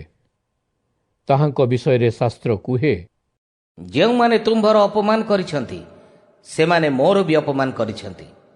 ଶାସ୍ତ୍ରରେ ଯେଉଁ କଥାମାନ ଲେଖା ଅଛି ସେଗୁଡ଼ିକ ଦ୍ୱାରା ଆମ୍ଭର ଧୈର୍ଯ୍ୟ ଓ ଶକ୍ତି ବଢ଼େ ଓ ଆମ୍ଭେ ଭରସା ଲାଭ କରୁ। ଧୈର୍ଯ୍ୟ ଓ ଶକ୍ତି ପରମେଶ୍ୱରଙ୍କଠାରୁ ପ୍ରାପ୍ତ ହୁଏ। ମୁଁ ପରମେଶ୍ୱରଙ୍କଠାରେ ପ୍ରାର୍ଥନା କରୁଛି ଯେ ତୁମ୍ଭେ ସମସ୍ତେ ଯୀଶୁଙ୍କ ମାର୍ଗରେ ମିଳିମିଶି ରୁହ। ତାହେଲେ ତୁମ୍ଭେ ସମସ୍ତେ ଏକତ୍ର ଭାବରେ ଆମ୍ଭ ପ୍ରଭୁ ଯୀଶୁ ଖ୍ରୀଷ୍ଟଙ୍କର ପିତା ପରମେଶ୍ୱରଙ୍କୁ ମହିମା ପ୍ରଦାନ କରିପାରିବ। ଯୀଶୁଖ୍ରୀଷ୍ଟ ତୁମ୍ଭମାନଙ୍କୁ ଗ୍ରହଣ କରିଛନ୍ତି, ଅତଏବ ତୁମେମାନେ ପରସ୍ପରକୁ ଗ୍ରହଣ କର। ଏହି କର୍ମ ପରମେଶ୍ୱରଙ୍କୁ ମହିମା ପ୍ରଦାନ କରିବ। ମୁଁ ତୁମ୍ଭମାନଙ୍କୁ କହୁଛି ଯେ ପରମେଶ୍ୱର ଯିହୁଦୀମାନଙ୍କର ପୂର୍ବପୁରୁଷମାନଙ୍କୁ ଯାହା ପ୍ରତିଜ୍ଞା ସବୁ ପ୍ରଦାନ କରିଛନ୍ତି ତାହା ସତ୍ୟ ବୋଲି ପ୍ରମାଣିତ କରିବା ପାଇଁ ଖ୍ରୀଷ୍ଟ ଯିହୁଦୀମାନଙ୍କର ସେବକ ହେଲେ। ଅଣଯିହୁଦୀ ଲୋକେ ପରମେଶ୍ୱରଙ୍କ ଦ୍ୱାରା ପ୍ରଦତ୍ତ କରୁଣା ପାଇଁ ତାହାଙ୍କୁ ମହିମା ପ୍ରଦାନ କରିପାରିବେ, ସେଥିପାଇଁ ମଧ୍ୟ ସେ ଏହା କଲେ। ଶାସ୍ତ୍ର କୁହେ, ସେଥିପାଇଁ ମୁଁ ଅଣଯିହୁଦୀ ଲୋକଙ୍କ ଭିତରେ ତୁମ୍ଭକୁ ଧନ୍ୟବାଦ ଜଣାଇବି ଓ ତୁମ୍ଭ ନାମର ମହିମାଗାନ କରିବି। ଶାସ୍ତ୍ର ଏଭଳି ମଧ୍ୟ କୁହେ, ତୁମ୍ଭେ ଅଣଯିହୁଦୀମାନେ ପରମେଶ୍ୱରଙ୍କର ବଛା ହୋଇଥିବା ଲୋକଙ୍କ ସହିତ ପ୍ରସନ୍ନ ରହିବା ଉଚିତ। ଶାସ୍ତ୍ର ଏଭଳି ମଧ୍ୟ କୁହେ, ତୁମ୍ଭେ ଅଣଯିହୁଦୀମାନେ ପ୍ରଭୁଙ୍କର ପ୍ରଶଂସା ଗାନ କର। ସମସ୍ତ ଲୋକେ ମଧ୍ୟ ପ୍ରଭୁଙ୍କର ପ୍ରଶଂସା କରିବା ଉଚିତ। ଯିଶାୟ ମଧ୍ୟ କୁହନ୍ତି, ଯିଶାଙ୍କ ବଂଶରୁ ଜଣେ ପ୍ରକାଶିତ ହେବେ, ସେହି ଲୋକ ଅଣଯିହୁଦୀମାନଙ୍କ ଉପରେ ଶାସନ କରିବେ ଓ ଅଣଯିହୁଦୀମାନେ ସେହି ଲୋକ ପାଇଁ ଭରସା ଲାଭ କରିବେ। ମୁଁ ସମସ୍ତ ଭରସା ସ୍ରୋତ ପରମେଶ୍ୱରଙ୍କଠାରେ ପ୍ରାର୍ଥନା କରୁଛି ଯେ ସେ ତୁମ୍ଭମାନଙ୍କ ବିଶ୍ୱାସ କାରଣରୁ ତୁମ୍ଭ ଜୀବନରେ ସମ୍ପୂର୍ଣ୍ଣ ଆନନ୍ଦ ଓ ଶାନ୍ତି ଆଣିଦିଅନ୍ତୁ। ତାହେଲେ ତୁମ୍ଭେ ପ୍ରଚୁର ଭରସା ଲାଭ କରିବ ଓ ପବିତ୍ର ଆତ୍ମାଙ୍କର ଶକ୍ତି ତୁମ୍ଭ ଜୀବନରେ ଝରିବ। ମୋ ଭାଇ ଓ ଭଉଣୀମାନେ, ମୁଁ ଜାଣେ ଯେ ତୁମେମାନେ ଭଲ ଗୁଣରେ ପରିପୂର୍ଣ୍ଣ। ତୁମ୍ଭମାନଙ୍କର ପ୍ରଚୁର ଜ୍ଞାନ ଅଛି ଓ ତୁମେମାନେ ପରସ୍ପରକୁ ଶିକ୍ଷା ଦେଇପାରିବ। କିନ୍ତୁ ପୁନର୍ବାର ମନେ ପକାଇବା ପାଇଁ ମୁଁ ଖୋଲାଖୋଲି ଭାବେ କେତେକ ବିଷୟରେ ଲେଖିଥିଲି। ପରମେଶ୍ୱରଙ୍କଠାରୁ ବିଶେଷ ଅନୁଗ୍ରହ ଦାନ ପାଇଥିବାରୁ ମୁଁ ଏପରି କଲି। ପରମେଶ୍ୱର ମୋତେ ଖ୍ରୀଷ୍ଟ ଯୀଶୁଙ୍କର ଜଣେ ସେବକ ହୋଇ ଅଣଯିହୁଦୀମାନଙ୍କୁ ସାହାଯ୍ୟ କରିବା ପାଇଁ ନିଯୁକ୍ତ କଲେ। ସେ ମୋତେ ସୁସମାଚାର ଶିକ୍ଷା ଦେବାର ପବିତ୍ର କାର୍ଯ୍ୟ କରିବା ନିମନ୍ତେ ନିଯୁକ୍ତି କଲେ। ଏପରି କରିବା ଉଦ୍ଦେଶ୍ୟ ହେଲା ଯେ ଅଣଯିହୁଦୀମାନେ ଉତ୍ସର୍ଗୀ ଦାନ ସ୍ୱରୂପ ହେବେ, ଯାହାକି ପରମେଶ୍ୱର ଗ୍ରହଣ କରିବେ। ଏହି ଦାନ ଲୋକମାନେ ପରମେଶ୍ୱରଙ୍କ ପାଇଁ ପବିତ୍ର ଆତ୍ମା ଦ୍ୱାରା ପବିତ୍ର କରାଗଲା। ମୁଁ ଗର୍ବ କରେ ଯେ ଖ୍ରୀଷ୍ଟ ଯୀଶୁଙ୍କଠାରେ ରହି ମୁଁ ପରମେଶ୍ୱରଙ୍କ ସେବା କରିଛି। ମୁଁ ନିଜେ କରିଥିବା କାର୍ଯ୍ୟ ବିଷୟରେ କିଛି କହିବି ନାହିଁ। ମୁଁ କେବଳ ସେହି କଥାଗୁଡ଼ିକ କହିବି ଯାହା ଖ୍ରୀଷ୍ଟ ଯୀଶୁ ମୋ ଦ୍ୱାରା କରିଛନ୍ତି, ଯଦ୍ୱାରା ଅଣଯିହୁଦୀମାନେ ପରମେଶ୍ୱରଙ୍କର ବାଧ୍ୟ ହେବେ। ସେମାନେ ମୋ କଥା ଓ କାର୍ଯ୍ୟ ପାଇଁ ପରମେଶ୍ୱରଙ୍କୁ ମାନିଛନ୍ତି। ସେମାନେ ଆଶ୍ଚର୍ଯ୍ୟ କର୍ମ ଓ ଅଦ୍ଭୁତ ଘଟଣା ମାଧ୍ୟମରେ ପବିତ୍ର ଆତ୍ମାଙ୍କର ଶକ୍ତିରେ ପରମେଶ୍ୱରଙ୍କୁ ମାନିଛନ୍ତି। ମୁଁ ଜେରୁସାଲେମଠାରୁ ଇଲ୍ଲୁରିକ ଚାରିପଟ ଅଞ୍ଚଳରେ ଖ୍ରୀଷ୍ଟଙ୍କ ସୁସମାଚାର ପ୍ରଚାର କଲି ଓ ମୋର ସେହି କାର୍ଯ୍ୟ ସମାପ୍ତ କଲି। ମୁଁ ସେହି ଜାଗାମାନଙ୍କରେ ଯୀଶୁଖ୍ରୀଷ୍ଟଙ୍କର ସୁସମାଚାର ପ୍ରଚାର କରିବାକୁ ଇଚ୍ଛା କରେ, ଯେଉଁଠାରେ ଖ୍ରୀଷ୍ଟଙ୍କର ନାମ ମଧ୍ୟ ଲୋକମାନେ ଶୁଣି ନାହାନ୍ତି। ଏପରି କରିବା ଉଲ୍ଲେଖ୍ୟ ଯେ ଅନ୍ୟ ଲୋକ ଦ୍ୱାରା ଆରମ୍ଭ କରାଯାଇଥିବା ମୂଳଦୁଆ ଉପରେ କାର୍ଯ୍ୟକୁ ଯେପରି ମୁଁ ଆଉଥରେ ନ କରେ। କିନ୍ତୁ ଶାସ୍ତ୍ରରେ ଏହିପରି ଲେଖା ହୋଇଛି, ଯେଉଁ ଲୋକମାନଙ୍କୁ ତାହାଙ୍କ ବିଷୟରେ କୁହାଯାଇ ନାହିଁ ସେମାନେ ତାହାଙ୍କୁ ଦେଖିବେ ଓ ଯେଉଁମାନେ ତାହାଙ୍କ ବିଷୟରେ ଶୁଣି ନାହାନ୍ତି ସେମାନେ ବୁଝିବେ। ସେଥିପାଇଁ ଅନେକ ଥର ମୋତେ ତୁମ୍ଭମାନଙ୍କ ପାଖକୁ ଆସିବା ପାଇଁ ଅଟକାଇ ଦିଆଯାଇଛି। ଏବେ ଏହି ଅଞ୍ଚଳରେ ମୁଁ ମୋର କାର୍ଯ୍ୟ ସମାପ୍ତ କରିସାରିଛି। ବିଗତ ଅନେକ ବର୍ଷ ଧରି ମୁଁ ତୁମ୍ଭମାନଙ୍କ ପାଖକୁ ଆସିବା ପାଇଁ ଇଚ୍ଛା କରୁଥିଲି। ଅତଏବ ମୁଁ ଯେତେବେଳେ ସ୍ପେନ୍କୁ ଯିବି ସେତେବେଳେ ତୁମ୍ଭମାନଙ୍କୁ ଦେଖା କରିବି। ଆଶା କରେ ଯେ ସ୍ପେନ୍କୁ ଯିବା ବାଟରେ ମୁଁ ତୁମମାନଙ୍କୁ ଦେଖା କରିବି, ସେଠାରେ ରହିବି ଓ ଆନନ୍ଦ ଉପଭୋଗ କରିବି। ତୁମେମାନେ ମୋତେ ମୋର ଯାତ୍ରାରେ ମଧ୍ୟ ସାହାଯ୍ୟ କରିପାରିବ। ପରମେଶ୍ୱରଙ୍କ ଲୋକଙ୍କ ସେବାରେ ଏବେ ମୁଁ ଜେରୁସାଲେମ ଯାଉଛି। ଜେରୁସାଲେମଠାରେ ଥିବା ପରମେଶ୍ୱରଙ୍କ ଲୋକମାନେ ଗରିବ ଅଟନ୍ତି ଏବଂ ମାକିଦନିଆ ଓ ଆଖାୟର ବିଶ୍ୱାସୀ ଲୋକେ ଅର୍ଥ ସଂଗ୍ରହ କରିବା ପାଇଁ ସ୍ଥିର କରିଛନ୍ତି। ତେଣୁ ସେମାନେ ସେମାନଙ୍କର ସହାୟ ହୋଇପାରିବେ। ସେମାନେ ଖୁସିରେ ଏହା କରିଛନ୍ତି। ଏହା ସେମାନଙ୍କର କର୍ତ୍ତବ୍ୟ ମଧ୍ୟ ଅଟେ, କାରଣ ଜିହୁଦୀମାନଙ୍କର ଆତ୍ମିକ ଆଶୀର୍ବାଦର ଅଂଶ ଅଣଜିହୁଦୀମାନେ ପାଇଛନ୍ତି। ଅତଏବ ଜିହୁଦୀମାନଙ୍କର ଉନ୍ନତି ପାଇଁ ଅଣଜିହୁଦୀମାନେ ସେମାନଙ୍କର ଜାଗତିକ ଆଶୀର୍ବାଦକୁ ବ୍ୟବହାର କରିବା ଉଚିତ। ଅତଏବ ମୁଁ ଏହି ସେବାମୂଳକ କର୍ମ ଏକାଠି ଶେଷ କରିସାରିବା ପରେ ଏବଂ ଏହି ଧନକୁ ସୁରକ୍ଷିତ ଭାବରେ ଜେରୁସାଲେମର ଗରିବମାନଙ୍କୁ ଦେଲା ପରେ ତୁମମାନଙ୍କ ନଗର ବାଟ ଦେଇ ସ୍ପେନ୍ ଯିବି। ଗଲା ବାଟରେ ମୁଁ ତୁମମାନଙ୍କୁ ଦେଖା କରିବି ଓ ସେଠାରେ ରହିବି। ମୁଁ ଜାଣେ ଯେ ଯେତେବେଳେ ମୁଁ ତୁମମାନଙ୍କ ପାଖକୁ ଆସିବି ସେତେବେଳେ ଖ୍ରୀଷ୍ଟଙ୍କର ସମ୍ପୂର୍ଣ୍ଣ ଆଶୀର୍ବାଦ ନେଇ ଆସିବି। ଭାଇ ଓ ଭଉଣୀମାନେ, ମୁଁ ତୁମମାନଙ୍କୁ ପ୍ରଭୁ ଯୀଶୁ ଖ୍ରୀଷ୍ଟଙ୍କ ମାଧ୍ୟମରେ ଅନୁରୋଧ କରେ ଯେ ତୁମେମାନେ ପରମେଶ୍ୱରଙ୍କଠାରେ ମୋ ପାଇଁ ପ୍ରାର୍ଥନା କରିବା ଦ୍ୱାରା ମୋତେ ସାହାଯ୍ୟ କର। ତୁମେମାନେ ପ୍ରଭୁ ଯୀଶୁ ଓ ଆତ୍ମାର ପ୍ରେମ ଲାଭ କରୁଥିବା ଦୃଷ୍ଟିରୁ ଏପରି କର। ପ୍ରାର୍ଥନା କର ଯେ ମୁଁ ଜିହୁଦାଠାରେ ଅବିଶ୍ୱାସୀ ଲୋକମାନଙ୍କ କବଳରୁ ରକ୍ଷା ପାଇବି ଏବଂ ଏଥିପାଇଁ ମଧ୍ୟ ପ୍ରାର୍ଥନା କର ଯେ ଜେରୁସାଲେମଠାରେ ଯାହା ସାହାଯ୍ୟ ପହଞ୍ଚିବ ସେଥିରେ ପରମେଶ୍ୱରଙ୍କ ଲୋକେ ପ୍ରସନ୍ନ ହେବେ। ତାପରେ ଯଦି ପରମେଶ୍ୱର ଇଚ୍ଛା କରନ୍ତି ତାହେଲେ ମୁଁ ତୁମମାନଙ୍କ ପାଖକୁ ଆନନ୍ଦର ସହ ଆସିବି ଓ ବିଶ୍ରାମ ନେବି। ଶାନ୍ତିଦାତା ପରମେଶ୍ୱର ତୁମ ସମସ୍ତଙ୍କ ସହିତ ଥାଆନ୍ତୁ। ଆମେନ୍। ରୋମିଓ 16 ଅଧ୍ୟାୟ। ମୁଁ ତୁମ୍ଭକୁ କେଙ୍କ୍ରେଆ ନଗରୀର ମଣ୍ଡଳୀର ବିଶେଷ ସେବିକା ଆମର ଧର୍ମଭଉଣୀ ଫଇବିଙ୍କୁ ସୁପାରିଶ କରୁଛି। ମୁଁ ତୁମ୍ଭକୁ କହୁଛି, ତାହାଙ୍କୁ ପରମେଶ୍ୱରଙ୍କ ଲୋକମାନଙ୍କ ପରି ପ୍ରଭୁଙ୍କଠାରେ ଗ୍ରହଣ କର। ତୁମ୍ଭଠାରୁ ତାହାଙ୍କର ଯାହା ଦରକାର ସେଗୁଡ଼ିକ ଦ୍ୱାରା ତାହାଙ୍କୁ ସାହାଯ୍ୟ କର। ସେ ମୋତେ ଓ ଅନ୍ୟ ଅନେକ ଲୋକଙ୍କୁ ବହୁତ ସାହାଯ୍ୟ କରିଛନ୍ତି। ପ୍ରିସ୍କା ଓ ଆକ୍ୱିଲାଙ୍କୁ ମୋର ନମସ୍କାର।